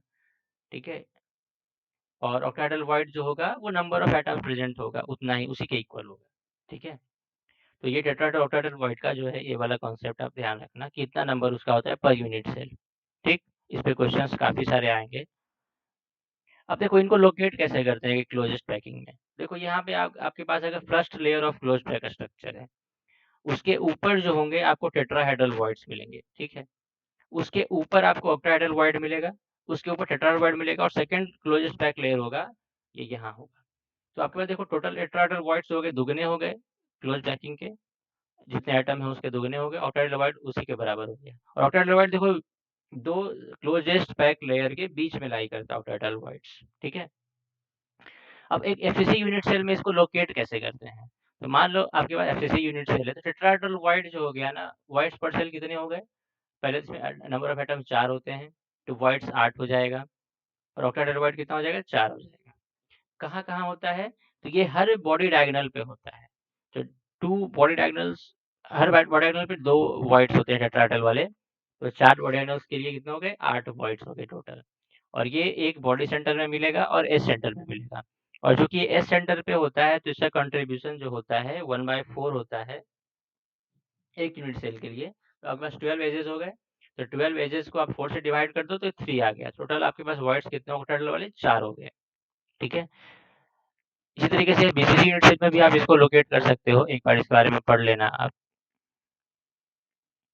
अब आपके पास आयनिक क्रिस्टल से तो सबसे इम्पोर्टेंट कॉन्सेप्ट जो होता है आयनिक क्रिस्टल में वो होता है लैटिस एनर्जी का। ये होता क्या है, इसका डेफिनेशन क्या है कि अगर आप 1 mole of ionic crystal form कर रहे हो requisite number of gaseous atom ion से, तो जितना अमाउंट ऑफ एनर्जी रिलीज होता है या अमाउंट ऑफ हीट रिलीज हो रहा है वो उसकी लैटिस एनर्जी कहलाती है। और उसका जो नेगेटिव होता है वो कोहेसिव एनर्जी कहलाती है। और इसको हम एक्सपेरिमेंटली ऑब्जर्व नहीं कर सकते, इसको हम बॉर्न हेबर्ट साइकिल से डिटरमाइन करते हैं कि ये कैसे कितना होगा। तो देखो मान लो कि आपके पास एक mx क्रिस्टल फॉर्म हो रहा है, तो जो उसका हीट ऑफ फॉर्मेशन होगा डेल्टा एफ एच होगा। तो कैसे निकाल सकते हैं हीट ऑफ फॉर्मेशन को, तो पहले जो सॉलिड वाला जो m है वो कन्वर्ट होगा, यहाँ पे इसको सॉलिड रखो, तो पहले जो सॉलिड मेटल है वो कन्वर्ट होगा गैसियस में, तो सब्लिमेशन एंथैल्पी होगी, वहाँ पे एनर्जी देनी पड़ेगी इसके लिए, तो प्लस। फिर गैसियस से उसको कन्वर्ट करोगे आयनिक में तो आयनाइजेशन एंथैल्पी देनी पड़ेगी। ठीक है, एनर्जी देनी पड़ेगी, इसलिए प्लस है। फिर आप गैसियस जो क्लोरीन है जैसे मान लो या फिर कोई भी नॉन मेटल है तो उसको कन्वर्ट करोगे आप गैसियस सिंगल एटम में, या डायटोमिक है तो सिंगल एटम्स में कन्वर्ट करोगे तो आप डिसोसिएशन एंथैल्पी लगाओगे हाफ। तो ये हो गया आपका, ये भी एनर्जी देना पड़ेगा सिस्टम को, तो ये भी प्लस। अब जो गैसियस जो एटम्स हैं क्लोरीन के या किसी भी नॉन मेटल के, वो इलेक्ट्रॉन अगर एब्जॉर्ब करेंगे ये वाला तो वो अनायंस फॉर्म करेंगे, तो इलेक्ट्रॉन गेन इंथैल्पी कहते हैं इसको, या इलेक्ट्रॉन एफिनिटी भी कहते हैं। तो वो नेगेटिव होगा कि एनर्जी ये रिलीज होगी यहाँ। ठीक है, और फिर ये वाला x माइनस और ये वाला m प्लस जो है रिएक्ट करके क्या बनाएगा, mx सॉलिड बनाएगा, तो वहाँ पे लैटिस एंथैल्पी रिलीज होगी, वहाँ पे एनर्जी रिलीज होगी, वो लैटिस एंथैल्पी कहलाती है। तो अब आपने जो है बॉन्ड नंबर साइकिल देख लिया, अब जो है आप इसको सम कर लो, तो ये डेल्टा एफ एच जो होगा इन सब के सम के बराबर होगा। और यहाँ से आपको देखो, अगर ये सब कुछ पता है, डेल्टा हीट ऑफ फॉर्मेशन जो है आप निकाल सकते हो एक्सपेरिमेंटली, ये भी ये भी पता है, ये सब पता है, तो आप यहाँ से जो है ना लैटिस एंथैल्पी निकाल सकते हो सॉलिड का। ठीक है, ये आप यहाँ से देख लेना। और जो कोहेसिव एनर्जी, कई कई कई बार क्या होता है कि कोहेसिव एनर्जी पूछा जाता है, तो कोहेसिव एनर्जी जो होती है लैटिस एनर्जी के नेगेटिव होती है। ठीक है, अब ये तो एक्सपेरिमेंटली कैसे ऑब्जर्व करेंगे, ये हो गया। अब एक हो गया कि आप क्रिस्टल के ज्योमेट्री से कैसे लैटिस एनर्जी कैलकुलेट कर सकते हो, एक थ्योरेटिकल कैलकुलेशन कैसे करते हैं। ये वाला जो इक्वेशन है ये डिराइव होता है potential energy of crystalline geometry के लिए जो आप लगाते हो, तो lattice energy is equal to negative of cohesive energy is equal to minus N A Z square by 4 pi epsilon naught R zero 1 minus 1 by N.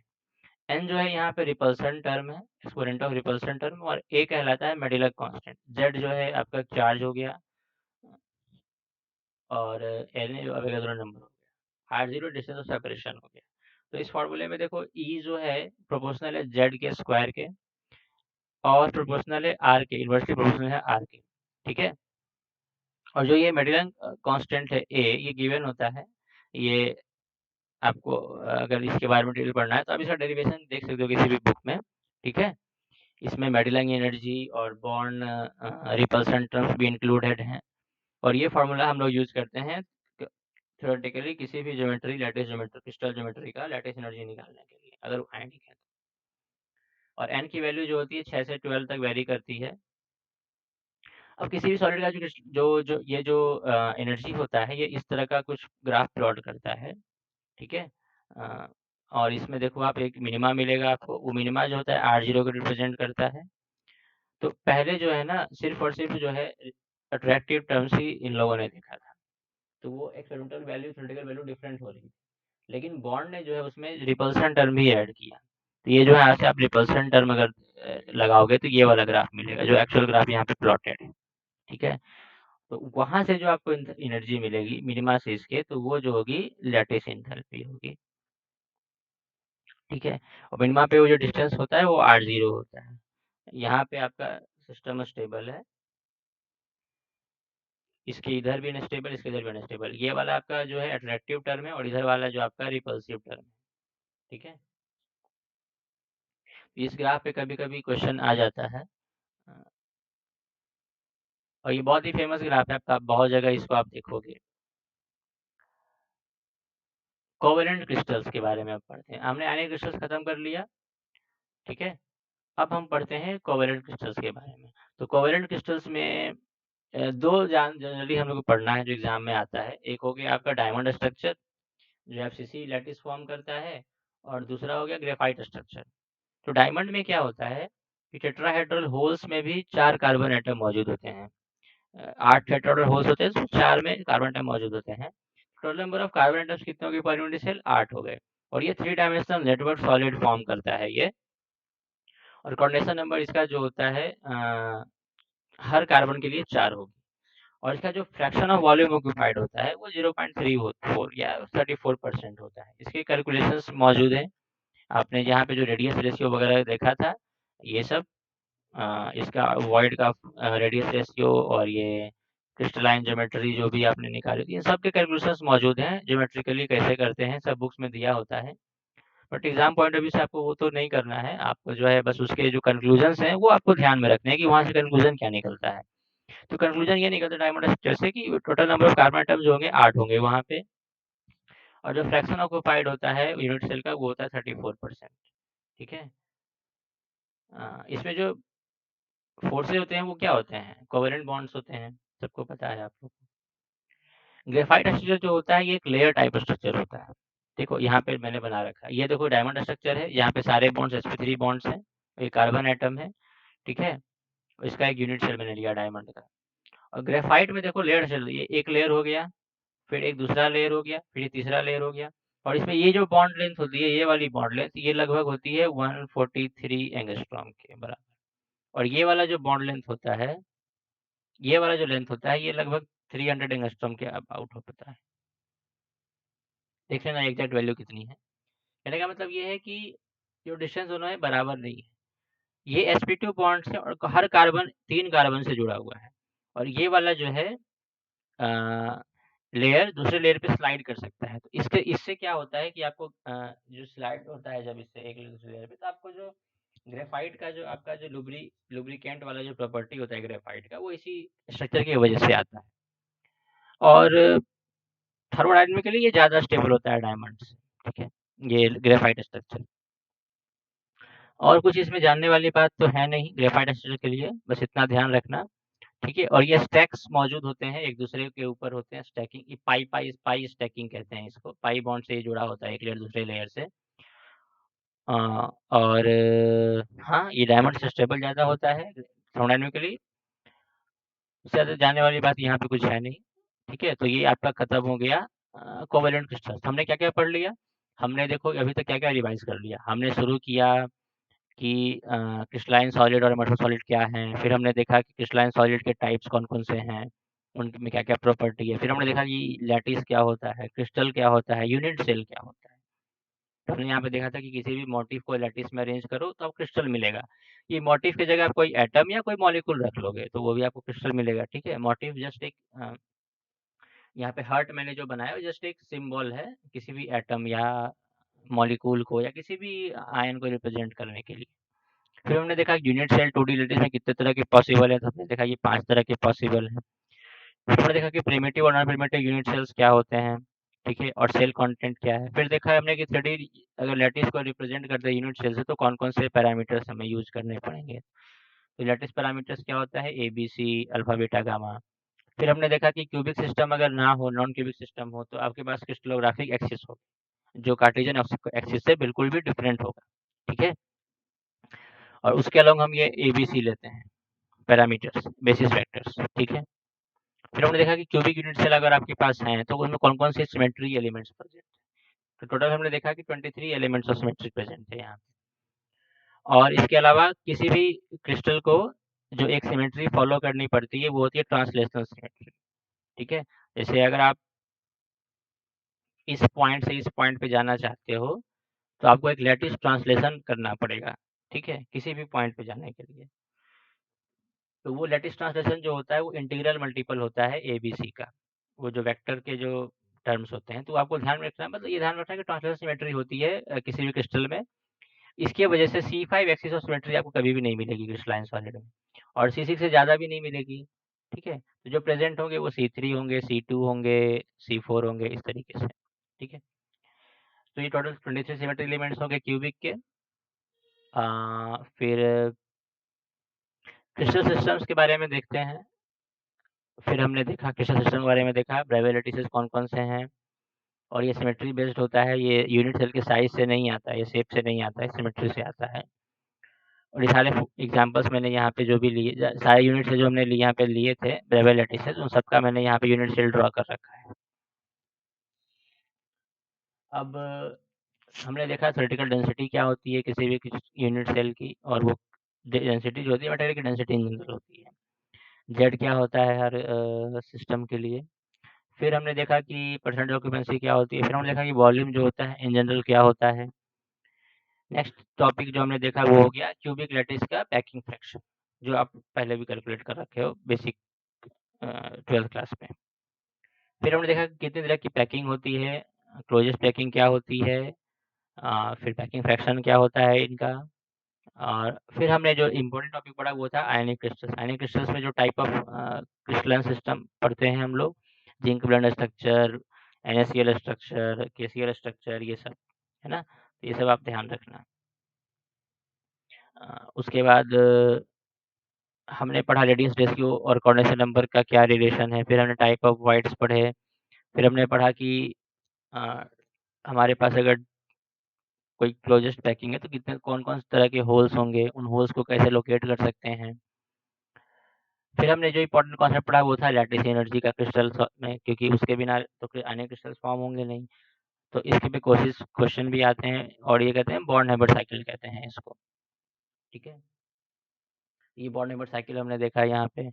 फिर हमने देखा कि जो है इस लैटिस एनर्जी को कैसे निकालते हैं थ्योरेटिकली, क्रिस्टल के ज्योमेट्री से। तो ये सिमेट्रिक क्रिस्टल्स के लिए ही ये वाला फॉर्मूला वैलिड है, ठीक है। और इन जनरल हम सिमेट्रिकली मानते हैं क्रिस्टल्स को, ठीक है। सिमेट्रिक सॉलिड सॉल्ट्स के लिए फॉर्मूला वैलिड है। इस पे क्वेश्चन भी आता है, ध्यान रखना इस पे। n जो है वो रिपल्सन टर्म का एक्सपोनेंट है। इसमें 2 करेक्शंस हुए थे जो फॉर्मूला इसका निकाला गया था। एक मेडलिंग एनर्जी इंक्लूड करी गई थी, और दूसरा इंक्लूड करा गया था बॉन्ड का रिपल्सन टर्म। तो रिपल्सन टर्म आप देख सकते हो इस ग्राफ में, यहाँ से दिखेगा। अगर आप रिपल्सन टर्म नहीं लगाते तो आपका ग्राफ ये यहाँ जाता है, ऐसे चला जाता है। और रिपल्सन टर्म लगा रहे हो तो ये वाला ग्राफ यहाँ से जा रहा है, ठीक है।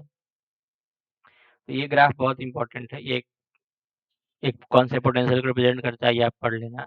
और फिर हमने देखा कोवेलेंट क्रिस्टल्स कौन-कौन से होते हैं। तो 2 कोवेलेंट क्रिस्टल हमने पढ़े हैं। इसी तरीके का स्ट्रक्चर जो है सिलिकॉन ऑक्साइड का भी होता है, क्वार्ट्ज का भी, ठीक है। और भी सल्फर के हो गए, और भी कुछ-कुछ कोवेलेंट क्रिस्टल्स मौजूद हैं। डायमंड, ग्रेफाइट इन जनरल पूछा जाता है, और इनऑर्गेनिक केमिस्ट्री में आप जो है वो सब भी आप थोड़ा-थोड़ा देख लोगे। फिर जो इम्पोर्टेंट कॉन्सेप्ट है वो है डेजिग्नेशन ऑफ प्लेन और एक्स-रे डिफ्रैक्शन, जिसपे अब सबसे ज़्यादा क्वेश्चंस आने लगे हैं एग्जामिनेशंस में। तो हम लोग अब इसको देखते हैं, ठीक है। तो देखो, अगर आपके पास कोई भी लैटिस है, तो वहाँ पे एक जो टर्म है उसको कहते हैं, एक जो कॉन्सेप्ट वो कहते हैं लॉ ऑफ रैशनल इंडिसेस का, कि अगर आपके पास कोई भी प्लेन्स होंगी, किसी भी लैटिस में जो भी प्लेन्स होंगी, वो सभी जो होंगी ना, जैसे देखो आपने ये जो है एक वो ड्रॉ किया, कार्टेशियन एक्सिस ड्रॉ किया, और आपके पास मान लो कि ये वाला एक प्लेन है जो ए इंटरसेप्ट बना रहा है एक्स के अलोंग, वाई के अलोंग कुछ इंटरसेप्ट बना रहा है, जेड के अलोंग कुछ इंटरसेप्ट बना रहा है। मान लो इसका इंटरसेप्ट जो है x1 है, यहाँ y1 है, और यहाँ z1 है। तो इन इंटरसेप्ट्स को हम क्या करते हैं ना, x के अलोंग एक यूनिट वेक्टर ले लेते हैं। जैसे मान लो हमने लिया इसके अलोंग यूनिट वेक्टर लिया a, तो इसको हम जो है ना a से डिवाइड करते हैं। और फिर y के अलोंग जो, अगर मान लो ये y1 इसका इंटरसेप्ट है, इसको हमने y के अलोंग एक यूनिट वेक्टर लिया b, उससे डिवाइड कर दिया। और इधर ले लिया z, इसको डिवाइड किया c से। तो ये जो होंगे ना, ये फ्रैक्शंस मौजूद होंगे, या फिर रैशनल इरेशनल नंबर्स होंगे, ठीक है। तो जो लॉ ऑफ रैशनल इंडिसेस है वो यही कहता है कि अगर आपके पास कोई भी इंटरसेप्ट हो एक्स वाई जेड के अलोंग, तो उसको आप हमेशा इस तरह रिप्रेजेंट कर सकते हो, एक यूनिट वेक्टर से डिवाइड करने पे। वो ए के इंटीग्रल मल्टीपल्स होंगे, या ए से डिवाइड करने पे एक रैशनल नंबर प्रोड्यूस करेंगे, ठीक है। इसका इंपॉर्टेंस क्या है, कि हम किसी भी प्लेन को डेजिग्नेट कैसे करें, मतलब किसी भी प्लेन को डेजिग्नेट कैसे करें। तो इनिशियली क्या था कि जो इंडिसेस थे उसी टर्म को हमने कैरी किया था, वो विस या वाइस जो भी बोलो इसको, उसको वाइस इंडिसेस कहते हैं, ठीक है।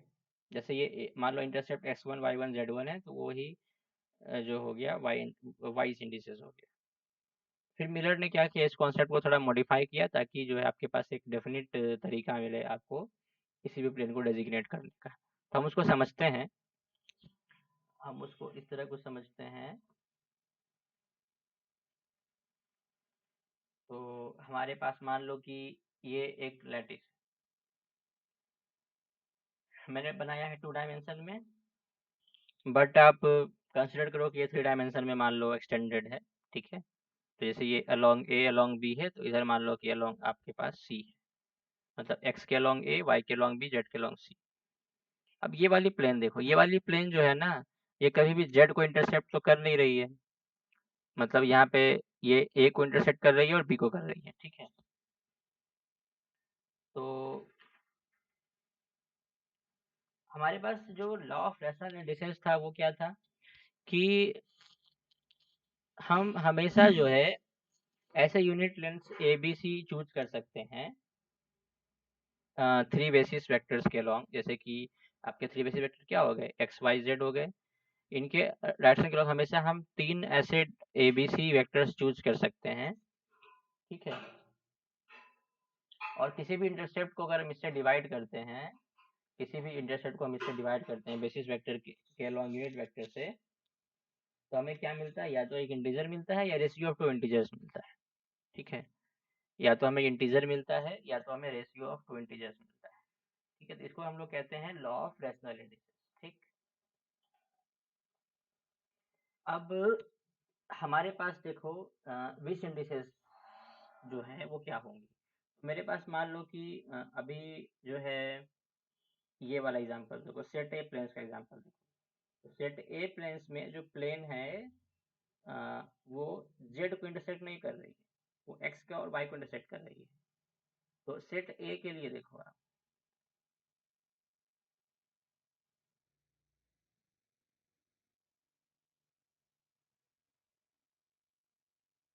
सेट ए के लिए देखो, सेट ए के लिए जो पहली वाली प्लेन है, जो ये पहली वाली प्लेन, ये 1 पे इंटरसेक्ट कर रही है एक्स के अलॉन्ग। तो ये अलॉन्ग एक्स के अलॉन्ग किस पे इंटरसेक्ट कर रही है, ए पे। वाई के अलॉन्ग बी इंटरसेप्ट कर रही है, और सी के अलॉन्ग मान लो इंटरसेप्ट नहीं, मान लो क्या नहीं कर रही है, ठीक है। तो ये इनफाइनाइट इसको बोलते हैं, ठीक है। अब जो है ना, आप इसको डिवाइड करो यूनिट वेक्टर से। तो मान लो कि ये ए ये बी जो है यूनिट वेक्टर से अलॉन्ग ए अलॉन्ग बी ऐसे करके। तो इसे अगर आप डिवाइड करोगे, आपको क्या मिलेगा, आपको मिलेगा 1 1 एंड इन्फिनिटी। ये जो है ना आपके विश इंडिसेस कहलाते हैं। मतलब हमने क्या किया, हमने इंटरसेप्ट्स को उन डायरेक्शंस के अलॉन्ग यूनिट वेक्टर्स चूज कर लिया, उससे डिवाइड कर दिया। ये हो गया विश इंडिसेस, वाइस इंडिसेस, जो भी आपका हो। तो ये पहले वाले प्लेन के लिए है। सेकंड वाले प्लेन के लिए देखो, सेकंड वाला प्लेन कैसे है। तो ये इंटरसेप्ट एक्स के अलॉन्ग क्या है, 2a है। इसके अलॉन्ग क्या है, 2b है। देखो ये 2b है, 1b, और ये 2b, तो ये 2b है। और जेड के अलॉन्ग इंटरसेप्ट नहीं कर रहा है तो इनफिनिट ही है। इसके वाइस इंडिसेस क्या हो गए, 2 इनफिनिटी ऐसे, ठीक है।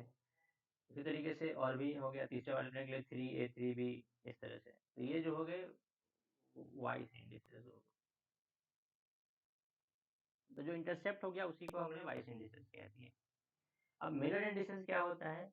तो मिरर इंडिसेस क्या करते हैं हम, मिरर इंडिसेस के लिए हम लोग क्या करते हैं, हम इनका रेसिप्रोकल लेते हैं। तो देखो इसका रेसिप्रोकल क्या होगा, 1/1 1/1 और 1/∞, ये रेसिप्रोकल ले लिया हमने। तो इसका रेसिप्रोकल लेने पे ये क्या आ गया, ये आ गया 1 1 0, ठीक है। तो इस प्लेन को हम कहते हैं 1 1 0 प्लेन। ये हो गया आपका मिलर इंडिसेस, ठीक है।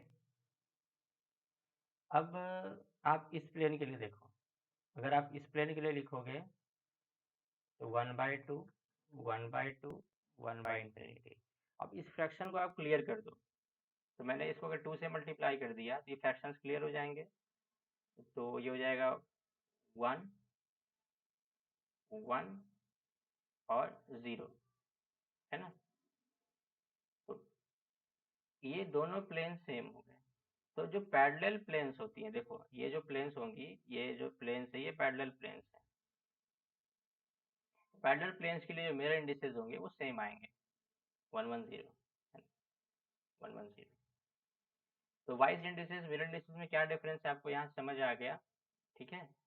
उसी तरीके से आप जो है ना सेट बी वाले के लिए देखो, सेट बी के लिए देखो, अगर मान लो यहाँ से शुरू करते हो, यहाँ से अगर आप शुरू करते हो, देखो ए पे इंटरसेप्ट कितना है इसका, सेट बी वाले प्लेन के लिए देखो, ए पे इंटरसेप्ट कितना है, पहला प्लेन के लिए ए पे इंटरसेप्ट कितना है, 2, बी पे कितना है, बी, और सी पे तो है ही नहीं, इन्फिनिटी। ठीक है, फिर क्या करो, इसको आप डिवाइड करो, ए से, इसको बी से, इसको सी से, तो ये क्या आ गया आपका 2, 1, इनफाइनाइटी। ये आ गया आपका बीस इंडिसेस या वाइस इंडिसेस। और अब इनका क्या करो, रेसिप्रोकल ले लो, 1/2, 1, इनफाइनाइट। और फिर क्या करो, इनका फ्रैक्शन को क्लियर कर दो, 2 से मल्टीप्लाई करोगे तो फ्रैक्शन क्लियर हो जाएगा। ये हो जाएगा 1, ये हो जाएगा आपका 2, और ये हो जाएगा 0। तो ये जो 1 to 0 है, ये आपका आ गया Miller indices of this plane, this set of parallel planes. फिर क्या है, सेट सी है, तो उसी तरह से आप सेट सी के लिए देखो, तो ये देखो सेट सी जो है, ये एक्स के अलॉन्ग इंटरसेप्ट तो कर ही नहीं रहा है, वाई के अलॉन्ग कर रहा है। वाई के अलॉन्ग इंटरसेप्ट कितना है इसका, सेट सी का, बी, है ना, मान लो ये बी इंटरसेप्ट कर रहा है। और जेड के अलॉन्ग इसका इंटरसेप्ट कितना है,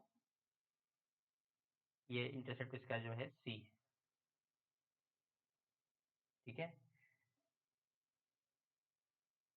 जेड के लॉन्ग इंटरसेप्ट कितना है, सॉरी जेड के लॉन्ग सी, इसका इंटरसेप्ट तो है ही नहीं, मतलब ये जो है सिर्फ और सिर्फ जो है बी को इंटरसेप्ट कर रहा है। तो इनफाइनाइट बी और इनफाइनाइट, ये सेट सी वाले के लिए हो।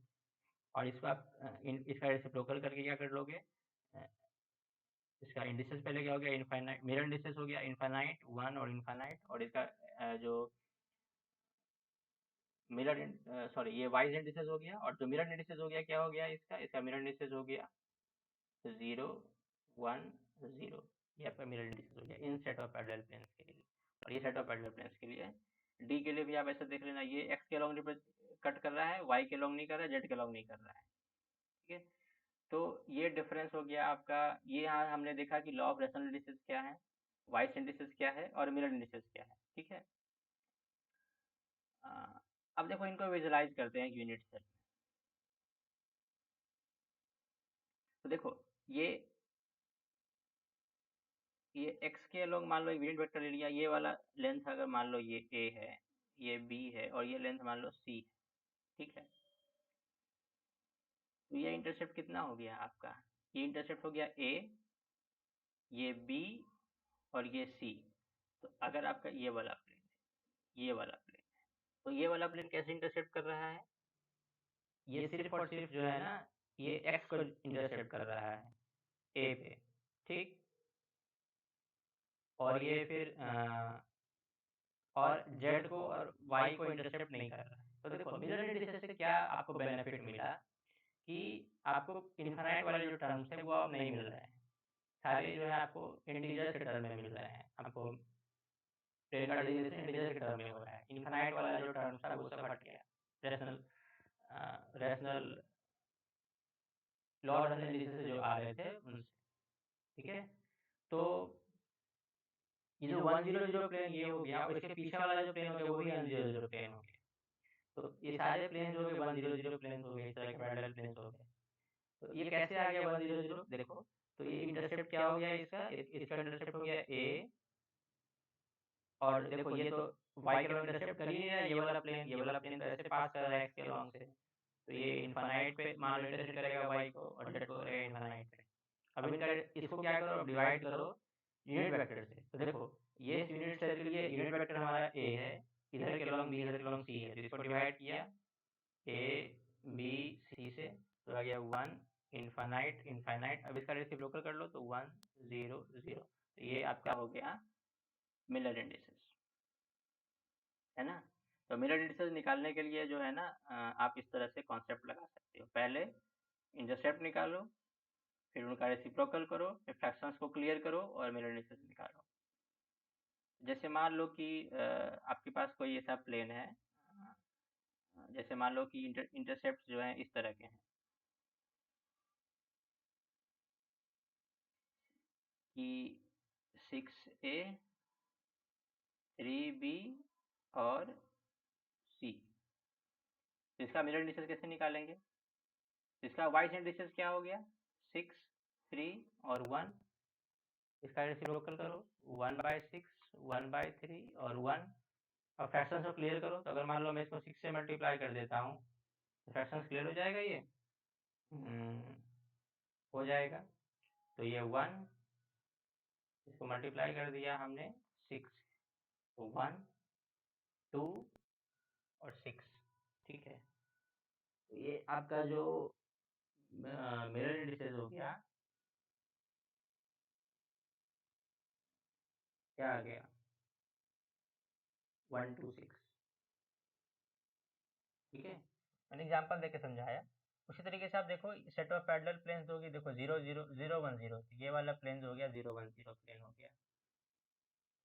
फिर देखो 1 1 2 प्लेन, तो 1 1 2 प्लेन कैसे निकालेंगे, देखो अब इंटरसेप्ट्स के थ्रू देखो, ये वाला प्लेन है, ये वाला फिगर हम देख रहे हैं, ये वाला प्लेन देखो, ये x के लॉन्ग 1 पे इंटरसेप्ट कर रहा है, a पे कर रहा है, y के लॉन्ग b पे कर रहा है, z के लॉन्ग c/2, अगर ये c है तो ये वाला वैल्यू क्या है, ये c/2। कैसे निकालेंगे, देखो ये a है, ठीक, दूसरा इंटरसेप्ट b है, तीसरा इंटरसेप्ट c/2 है। इसको आप क्या करो, इसको डिवाइड करो पहले यूनिट वेक्टर से, ये आ गया आपका 1 1 1/2। अब इसका रेसिप्रोकल लो, रेसिप्रोकल करो तो हो जाएगा 1 1 2। तो ऑलरेडी फ्रैक्शंस क्लियर्ड है, तो जो मिरर इंडिसेस क्या हो गया, वो इसका 1 1 2 हो गया, वही यहाँ पे लिख रखा है देखो। तो इस तरीके से आप इन सारे का करके देखना, मिरर इंडिसेस निकाल के देखना, पहले फ्रैक्शंस लिखना, फिर यूनिट वेक्टर से डिवाइड करना, और फिर जो है आप क्लियर फ्रैक्शंस करना, ठीक है। तो अब ये एक्सरसाइज आप करोगे तो आपको पता चलेगा तो कि मिरर इंडिसेस जो है ना, actually set of parallel planes को डेजिग्नेट कर रहे हैं, ठीक है। ये सेट ऑफ पैरेलल प्लेन्स को डेजिग्नेट कर रहे हैं, और उनमें से एक प्लेन होता है जो ऑरिजिन से पास करता है, और बाकी सारे जो होते हैं कांस्टेंट डिस्टेंस पे होते हैं उनसे। जैसे देखो ये भी पैरेलल प्लेन है, ये वाला प्लेन, ये वाला प्लेन पैरेलल प्लेन है ना। तो ये देखो ये यहाँ से पास कर रहा है, एक ऑरिजिन से पास कर रहा है, इसके उधर भी प्लेन्स होंगी, इसके आगे भी प्लेन्स होंगी, क्योंकि यूनिट सेल तो आप ट्रांसलेट करोगे 3 डायमेंशन में तो क्या मिलेगा, पूरा क्रिस्टल मिलेगा आपको। तो बहुत सारी प्लेन्स होंगी, हर पैरेलल प्लेन के लिए मिरर इंडिसेस जो होता है सेम होता है। और एक और गौर करने वाली बात ये है कि जितना ज़्यादा वैल्यू होगा मिरर इंडिसेस का, उतना ज़्यादा क्लोज, उतना ही क्लोज होंगे वो एक्सिसेस के, यानी उनका इंटरसेप्ट जो होगा स्मॉलर होगा। अगर आपको मिरर इंडिसेस दे रखा है, आपको इंटरसेप्ट निकालना, तो क्या करोगे, रेसिप्रोकल कर दो उनका, तो आपको इंटरसेप्ट मिल जाएंगे। जैसे आपके पास यहाँ पे देखो 1 1 1 मिरर इंडिसेस है, इनका रेसिप्रोकल करो तो 1 1 1 ही रहेगा, तो आपको यहाँ से इंटरसेप्ट मिल गया 1 1 1, ठीक है। तो जितना लार्जर वैल्यू होगा मिरर इंडिसेस का, उतना ही वो प्लेन जो होंगी क्लोज होंगी ओरिजिन के, ठीक है। तो जैसे आपके पास 2 2 2 प्लेन है और 1 1 1 प्लेन है, तो कौन सा क्लोज होगा ओरिजिन के, आप ये करके देखना, ठीक है। जैसे आपके पास देखो एक प्लेन है आपका 1 0 0, एक है 2 0 0, 2 0 0 जो होगा वो कहाँ पे होगा, और 1 0 0 कहाँ पे होगा, वह करके देखना है इसको, ठीक है। तो जितना ज़्यादा वैल्यू होगा मिरर इंडिसेस का, उतना ही स्मॉलर इंटरसेप्ट होगा प्लेन का उन एक्सिसेस पे, क्योंकि इंटरसेप्ट्स क्या होते हैं, मिरर इंडिसेस के रेसिप्रोकल होते हैं, ठीक है, इसलिए। ये 2 पॉइंट्स आपको यहाँ से ध्यान रखने हैं, कई कई बार एग्जाम में पूछ लेता है। अगर पास ऐसे मिरर पैरेलल प्लेन्स हैं, उनका आपने डेजिग्नेशन भी कर दिया, अब उनके बीच की जो स्पेसिंग होती है वो निकालनी है। तो ये इंटरप्लेनर स्पेसिंग का फॉर्मूला है, ये रेक्टेंगुलर ज्योमेट्री के लिए है, ठीक है। तो 1/d² HKL is equal to, HKL set of parallel planes को रिप्रेजेंट कर रहा है, h² plus k² plus l² और एक क्यूब के लिए क्या हो गया, ABC इक्वल होते हैं, तो आपका जो DHKL का फॉर्मूला बनेगा वो ये वाला बनेगा, ठीक है, ये वाला फॉर्मूला बनेगा, A/h² plus k² plus l²। A क्या है, edge length of unit cell है, और HKL क्या है, मिरर इंडिसेस, ठीक। तो अगर आपने प्लेन्स के बारे में से पढ़ लिया, इतना अगर आपको आ गया, तो अब आप जो है ना एक्स रे डिफ्रैक्शन के बारे में पढ़ सकते हो। तो होता क्या है कि जो क्रिस्टल स्ट्रक्चर होता है उनके बीच जो पार्टिकल्स उनके बीच का जो डिस्टेंस होता है वो 10⁻⁸ सेंटीमीटर के ऑर्डर का होता है, और एक्सरेज का जो वेवलेंथ होता है वो भी उसी ऑर्डर का होता है।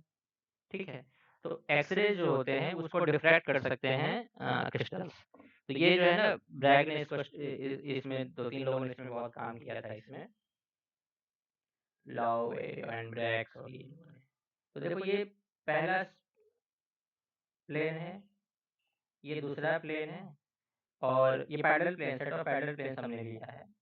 ठीक है, और ये जो ए है वो इंसिडेंट हो रहा है इस प्लेन पे, और फिर यहाँ से रिफ्लेक्ट हो रहा है, और ये जो डी है ये इंसिडेंट हो रहा है इस प्लेन पे और यहाँ से रिफ्लेक्ट हो रहा है। ठीक है, तो यहाँ से आप डेरिवेशन कर सकते हो कि कंस्ट्रक्टिव इंटरफेरेंस क्या होगा। अब ये सी और एफ जो निकल रही हैं, ये जब कंस्ट्रक्टिवली इंटरफेयर करेंगे तो हमें जो है ना डिफ्रैक्शन पीक्स देखने को मिलेंगे। ठीक है, इंटरफेरेंस जब ये करेंगे कंस्ट्रक्टिव इंटरफेरेंस तो आपको डिफ्रैक्शन पीक्स देखने को मिलेंगे।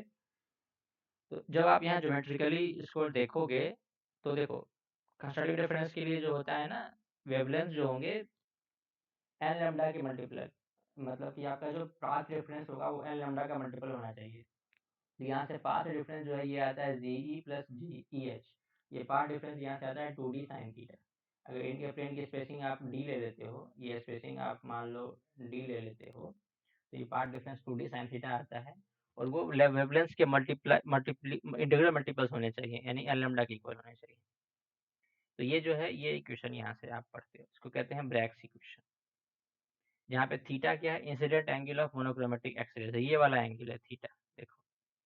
और फिर लैम्डा क्या है, एक्सरेज का जो वेवलेंथ है के अल्फा, वेवलेंथ आपको दे रखी होती है एक्सरेज जैसे भी जनरेट करो आप, और जो डी है वो इंटरप्लेनर स्पेसिंग है, और एन जो है उसको हम कहते हैं ऑर्डर ऑफ रिफ्लेक्शन। लेकिन इसका फिजिकल मीनिंग क्या होता है, ये होता है कि ये नंबर ऑफ वेवलेंथ्स होते हैं पाथ डिफरेंस में। अगर आप एडजेसेंट प्लेन से आप डिफ्रैक्शन कर रहे हो तो जो पाथ डिफरेंस होगा जो वेव्स के बीच में, दो एडिशनल प्लेन के बीच में, वो जो होगा उसमें कितने नंबर ऑफ वेवलेंथ है वो होता है n, उसको कहते हैं ऑर्डर ऑफ रिफ्लेक्शन। ठीक है, अब ग्रेस इक्वेशन को इस तरह भी आप लिख सकते हो कि n को आप इधर लेके चले जाओ तो d बाई n जो हो गया वो HKL प्लेन्स को डेजिग्नेट करेंगे, तो lambda is equal to 2d HKL sine theta HKL। ठीक है, तो ये आपका ब्रैग्स इक्वेशन, ये भी आप यूज कर रखे, इस पे भी क्वेश्चंस आते हैं। तो इतना बात आपको एक्सरे डिफ्रैक्शन में पता होना चाहिए। ठीक है,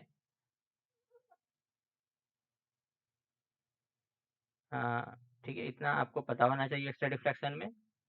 और इसके अलावा आपको क्या जानना है, हाँ, इस पे क्वेश्चन कभी कभी बीएचयू में आता है कि क्यूबिक सिस्टम में कौन कौन से अलाउड रिफ्लेक्शंस होते हैं। ठीक है, तो जैसे देखो प्रिमिटिव क्यूबिक लैटिस है तो उसमें सारे रिफ्लेक्शंस अलाउड है, आपको वो इसके भी पिक्स मिलेंगे, इसके भी पिक्स मिलेंगे, इसके भी मिलेंगे, इसके भी मिलेंगे, इसके भी मिलेंगे, इसके भी, सबके पिक्स आपको मिलेंगे। ठीक है, सारे रिफ्लेक्शंस अलाउड है। बीसीसी के लिए H प्लस के प्लस एल जो होता है इवन होना चाहिए, तो ये सभी अलाउड है। 000 002 सबके सम करोगे तो इवन आएगा, ये अलाउड रिफ्लेक्शन है बीसीसी के लिए। और क्या अलाउड नहीं है, सम अगर ऑड हो गया तो अलाउड नहीं। देखो इस वाले में क्या हो गया, सम जो है ऑड है 1, तो ये अलाउड नहीं है, ये आपको डिफ्रैक्शन पिक्स में नहीं मिलेगा, ये एब्सेंट होगा। एफसीसी के लिए देखो कि एच के एल जो होने चाहिए अनमिक्स्ड होना चाहिए, या तो वो सारे इवन हो या तो वो सारे ऑड हो, मिक्स्ड नहीं हो। जैसे देखो 020 सारे इवन है, 200 सारे इवन है, 002 सारे इवन है, 111 इसमें सारे ऑड है, सारे इवन है, सारे इवन है, सारे ऑड है, तो ये सब अलाउड रिफ्लेक्शंस होते हैं एफसीसी में। और क्या कौन सा अलाउड नहीं है, 100 अलाउड नहीं है, 112 अलाउड नहीं, क्योंकि अनमिक्स्ड, ये मिक्स्ड है, इसमें इवन टर्म्स भी है और ऑड वाले टर्म्स भी है। ठीक है, तो किसी भी ऐसे क्वेश्चन इसमें क्या आता है, देखो बीएचयू में 1-2 बार पूछा गया है ये वाला क्वेश्चन, कि आपको बहुत सारे प्लेन्स दे दिए जाएंगे कि बोलेगा कि इन सब की पिक्स मिलने देखने को मिल रही है, बताओ ये सिस्टम कौन सा है, बीसीसी है, एफसीसी है, सिंपल क्यूबिक है, क्या है। तो आप प्लेन्स को देख के ऐसे समझ सकते हो कि वो किस सिस्टम को बिलोंग कर सकता है। अगर ये सारे प्लेन्स आपको दिख रही हैं, सारे प्लेन्स इस तरह के दिख रही हैं, तो वो प्रिमिटिव क्यूबिक लैटिस है। अगर आपको H प्लस के प्लस एल सिर्फ इवन दिख रहा है तो ये वाला बीसीसी होगा वो क्रिस्टल, नहीं तो वो एफसीसी होगा अगर एनमिक्स टर्म्स है तो।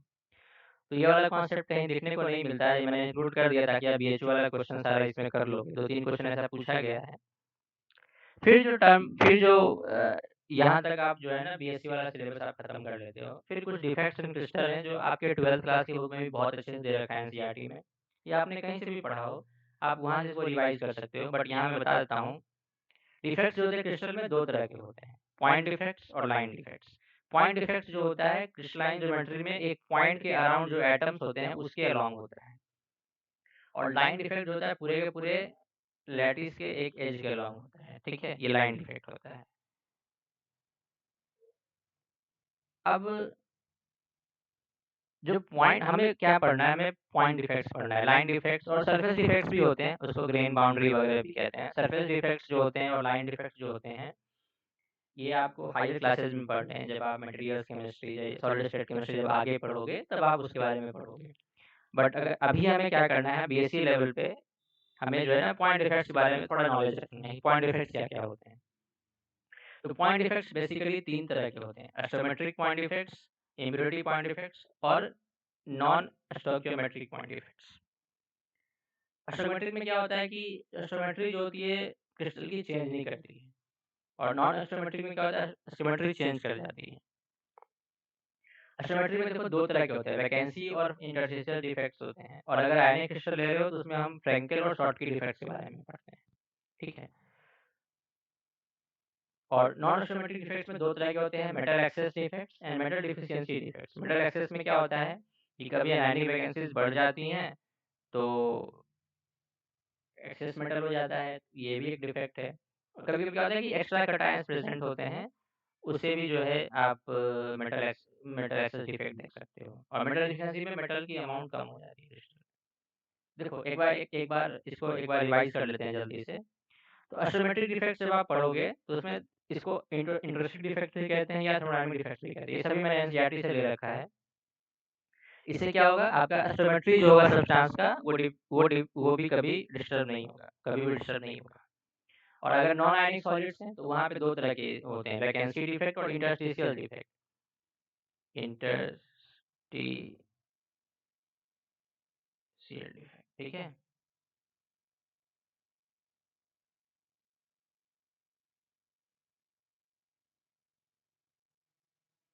अब इसमें क्या होता है वैकेंसी वाले में कि लैटिस साइड से जो होते हैं ना, कुछ कंस्टिट्यूएंट पार्टिकल्स जो होते हैं हट जाते हैं, रिमूव हो जाते हैं, किसी तरीके से गायब हो जाते हैं, वैकेंट साइड्स आपके पास होती हैं। तो इससे क्या होगा, डेंसिटी जो होता है वो डिक्रीज कर जाता है, क्योंकि आपके पास यूनिट सेल से कुछ लैटिस साइड से जो है आपके एटम्स या मॉलिक्यूल्स निकल गए, तो ऑब्वियस सी बात है डेंसिटी कम हो जाएगी।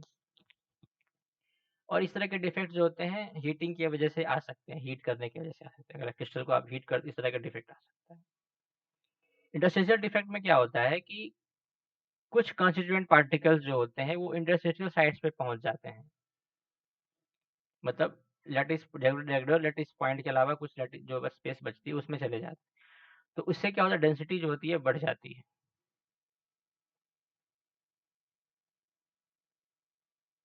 अगर आयनिक सॉलिड आपके पास है तो वहां पे क्या होगा, इलेक्ट्रिकल न्यूट्रलिटी हमेशा मेंटेन रहेगी, ये तो रिक्वायर्ड कंडीशन है, नहीं तभी तो वो स्टेबल क्रिस्टलाइन सॉलिड होगा। तो उनमें हम फ्रैंकेल और शॉटकी डिफेक्ट्स के बारे में पढ़ते हैं। फ्रैंकेल डिफेक्ट को डिसलोकेशन डिफेक्ट भी कहते हैं, इसमें कोई चेंज नहीं होती डेंसिटी में, ठीक है। और जो साइज अगर आयंस का ज़्यादा है, लार्ज डिफरेंस है अगर साइज ऑफ आयंस में, तो उस तरह के क्रिस्टल जो होते हैं ये वाला डिफेक्ट दिखाते हैं, ठीक है। तो इसमें आपके पास जिंक सल्फाइड, एजीसीएल, एजीबीआर और एजीआई जो होता है इस तरह का डिफेक्ट दिखाता है, फ्रैंकल डिफेक्ट। शॉटकी डिफेक्ट में क्या होता है कि इक्वल नंबर ऑफ कैटायंस और अनायंस मिस हो जाते हैं अपने लैटिस साइड से, तो इससे डेंसिटी क्या होगी, घट जाएगी। इसमें क्या होता था फ्रैंकल डिफेक्ट में, कोई भी एक कंस्टिट्यूएंट पार्टिकल जो है वो चला जाता है, वहां से हट के चला जाता है, इंटरस्टिशियल साइड पे चला जाता है। तो ये एक वैकेंसी डिफेक्ट, वैकेंसी क्रिएट करता है अपने रेगुलर साइड पे, और जहाँ पे जाता है वहाँ पे इंटरस्टिशियल डिफेक्ट क्रिएट कर देता है, ठीक है। तो इसमें क्या होगा, डेंसिटी तो चेंज नहीं करेगी क्योंकि पार्टिकल्स तो गायब नहीं हुए, इंटरस्टिशियल साइड पे पहुंच गए। और शॉटकी डिफेक्ट में क्या हो गया कि पार्टिकल्स जो हो गए ना वो मिसिंग है। लेकिन इक्वल नंबर में मिसिंग है ताकि चार्ज का बैलेंस बना रहे, ठीक है। तो इसमें क्या होता है, जब कटायंस और अनायंस सिमिलर चार्ज के होते हैं तब ये वाला डिफेक्ट देखने को मिलता है। तो ये NaCl, KCl, CSCl, AgBr देखने को मिलता है। और AgBr ब्लैकेंड इसलिए है क्योंकि AgBr जो होता है दोनों तरह का डिफेक्ट दिखाता है, फ्रैंकेल वाला भी और शॉटकी वाला भी। कई बार ये एग्जाम में पूछा जाता है, ये तो 12th में भी आप पढ़ते थे। अब इम्प्योरिटी डिफेक्ट्स क्या होते हैं? Second class of defects impurity defects है।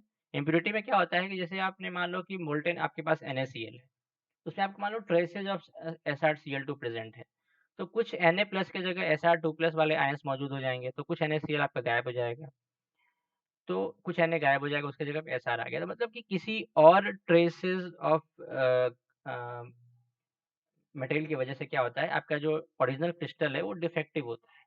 और ये मोल्टेन टाइम में ही अगर इसमें इम्प्योरिटी मिल जाती है तो ऐसा होता है, इस तरह से वो क्रिस्टलाइज करते हैं। एक और एग्जांपल है CdCl2 का और AgCl का, ठीक है। नॉन स्टोकियोमेट्रिक डिफेक्ट्स हो गए तीसरे क्लास में। तो इसमें जो हो गया आपका सिमेट्री, आपका स्टोकियोमेट्री जो होता है सॉलिड का वो बदल जाता है, ठीक है। अब ये बदल जाएगा तो क्या होगा, देखो दो तरीके के इसमें डिफेक्ट्स आते हैं। एक होता है मेटल एक्सेस डिफेक्ट, एक होता है metal deficiency defect. Metal access में दो तरीके से अगेन चीजें होती हैं। एक हो गया एनायनिक डिफिशियंसी की वजह से, मतलब कि जैसे NaCl है, KCl है, ठीक है। तो इसमें अगर एनायनिक वैकेंसी क्रिएट हो जाएगी तो वहाँ पे एनायन, जैसे मान लो कि सोडियम जो है सरफेस पे चला गया। देखो होता क्या है कि जैसे मान लो कि आप सोडियम वेपर के प्रेजेंट में अगर आप इसको मतलब इस क्रिस्टल को हीट करते हो तो क्लोरीन जो होते हैं वो निकल के अपने रेगुलर साइड पे चले जाते हैं सरफेस पे, और यहाँ पे इलेक्ट्रॉन एक छोड़ जाते हैं, ठीक है। तो इलेक्ट्रॉन जो है अब वो क्या होता है, क्लोरीन वाला साइड को ऑक्यूपाई कर लेता है। इसको हम फर्वेजेंटर और ये एफ सेंटर भी कहते हैं, और ये कलर इम्पार्ट करते हैं किसी भी क्रिस्टल को, है ना। तो NaCl जो होता है येलो टर्न हो जाता है इस डिफेक्ट की वजह से, या LiCl जो है पिंक हो जाता है, KCl में वायलेट कलर आता है। ये सभी के सभी एफ सेंटर्स की वजह से होते हैं, ठीक है। ये हो गया। एक हो जाता है एक्स्ट्रा अनायंस, एक्स्ट्रा कटायंस की वजह से। जैसे कि मान लो कि जिंक ऑक्साइड को आपने थोड़ा हीट किया, जिंक ऑक्साइड पहले व्हाइट कलर का होता है, इसको आपने अगर हीट किया तो जो ऑक्सीजन है वो रिलीज हो जाता है, ठीक है। ऑक्सीजन कम हो गया तो कटायंस आपके यूनिट सेल में एक्स्ट्रा हो गए, क्रिस्टल में एक्स्ट्रा कटायंस हो गए। तो इन एक्स्ट्रा कटायंस के प्रेजेंस की वजह से अब जो है आपके पास मतलब कि आपके यूनिट सेल में कलर आ सकता है। तो ये जो है येलो कलर इम्पार्ट हो जाता है। इसका डिटेल्स आपको अगर थोड़ा पढ़ना हो तो आप जेडीली में देख लेना, थोड़ा दिया है जेडीली में डिटेल में, बट इतना काफ़ी है, एग्जाम में ज़्यादा पूछा नहीं जाता है। और जो मेटल डिफिशिएंसी डिफेक्ट होता है उसमें क्या होता है कि मेटल कम होता है। अब जैसे कि मान लो कि आपके पास FeO का क्रिस्टल है, FeO में Fe2 प्लस होता है। मान लो कि Fe2 प्लस कुछ मिसिंग है, उसकी जगह Fe3 प्लस, Fe जो है 2 प्लस वो चेंज हो गया Fe3 प्लस में। तो इससे क्या हो गया, स्टोइकियोमेट्री जो हो गई मटेरियल की चेंज हो गई, ठीक है। तो स्टोइकियोमेट्री चेंज हो जाएगी तो कैसे हो जाएगा, वो Fe0.95 हो, Fe0.93 हो, Fe0.96 हो। इसमें मेटल की डिफिशियंसी हो गई है इन क्रिस्टल्स में, ठीक है, क्योंकि कुछ Fe2 प्लस को Fe3 प्लस ने ऑक्यूपाई कर लिया है। लेकिन इन सब जगह पे क्या हो रहा था, मेटल जो है एक्सेस हो जा रहा था, ठीक है। तो ये जो है इसमें क्या हो रहा था, Na something 1 plus x Cl बन रहा है, इस तरीके से चीज़ें हो रही हैं, ठीक है। तो इतना आपको पढ़ना था डिफेक्ट्स में, ठीक है।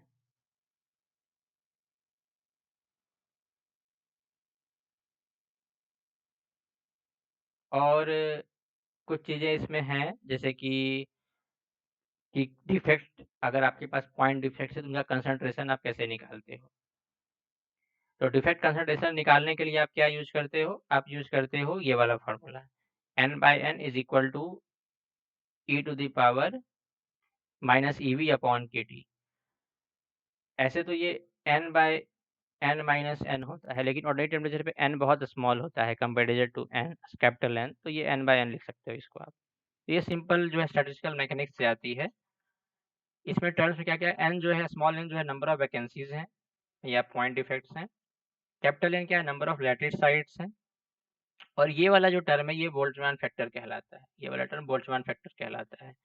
e⁻⁻ इसमें k जो है बोल्ट्जमान कांस्टेंट है, t टेम्परेचर है, ये ध्यान रखना, t = टेम्परेचर है, और EV जो है इतनी एनर्जी रिक्वायर्ड है किसी भी डिफेक्ट को बनाने के लिए, ठीक है। तो इस फार्मूले से आप जो है ना कंसंट्रेशन ऑफ पॉइंट डिफेक्ट निकाल सकते हो।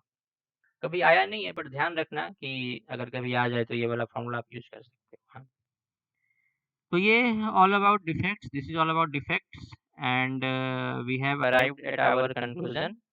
तो हमने सॉलिड स्टेट कुछ इस तरह रिवाइज कर लिया, जो भी इंपॉर्टेंट चीजें आपको इसमें दे रखी हैं, आप इस PDF को अच्छे से पढ़ो, PDF में शेयर कर दूंगा, आप लेक्चर देखो पूरा, उसके बाद आप क्वेश्चन अटेम्प्ट करो, सारे क्वेश्चन आपके हो जाएंगे, ठीक है। और जो नहीं होगा वहाँ पे हम लोग फिर डिस्कस कर लेंगे।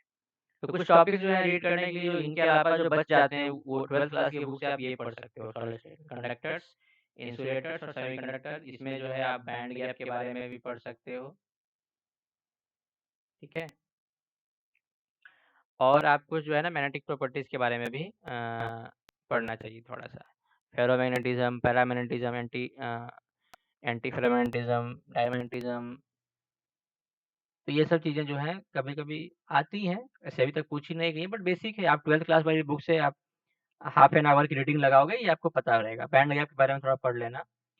ये कुछ और टॉपिक्स हैं, मैं अगर नोट्स बनाऊंगा तो मैं इस PDF में ऐड करके फिर एक नया PDF शेयर कर दूंगा। फिलहाल के लिए इतना ही है।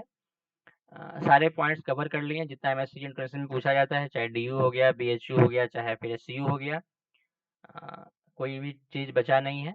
बाकी आपकी प्रॉब्लम सॉल्विंग एबिलिटी पे डिपेंड करता है कि आप किस तरह प्रॉब्लम्स को टैकल करते हो। मेरा एनालिसिस का थोड़ा सा मैंने यहाँ पे एक्सप्लेन कर दिया था आपको, ठीक है। तो ये वाला भी आप थोड़ा सा जान ही गए। यहाँ पे विस इंडिसेस के बारे में या वाइस इंडिसेस के बारे में BHU में पूछा जाता है कभी कभी, ये हो गया। तो लगभग सारी चीज़ें हमने क्लियर कर ली यहाँ पे। फिर हम लाइव क्लास में मिलते हैं गूगल मीट पे। Till then take care and revise it well.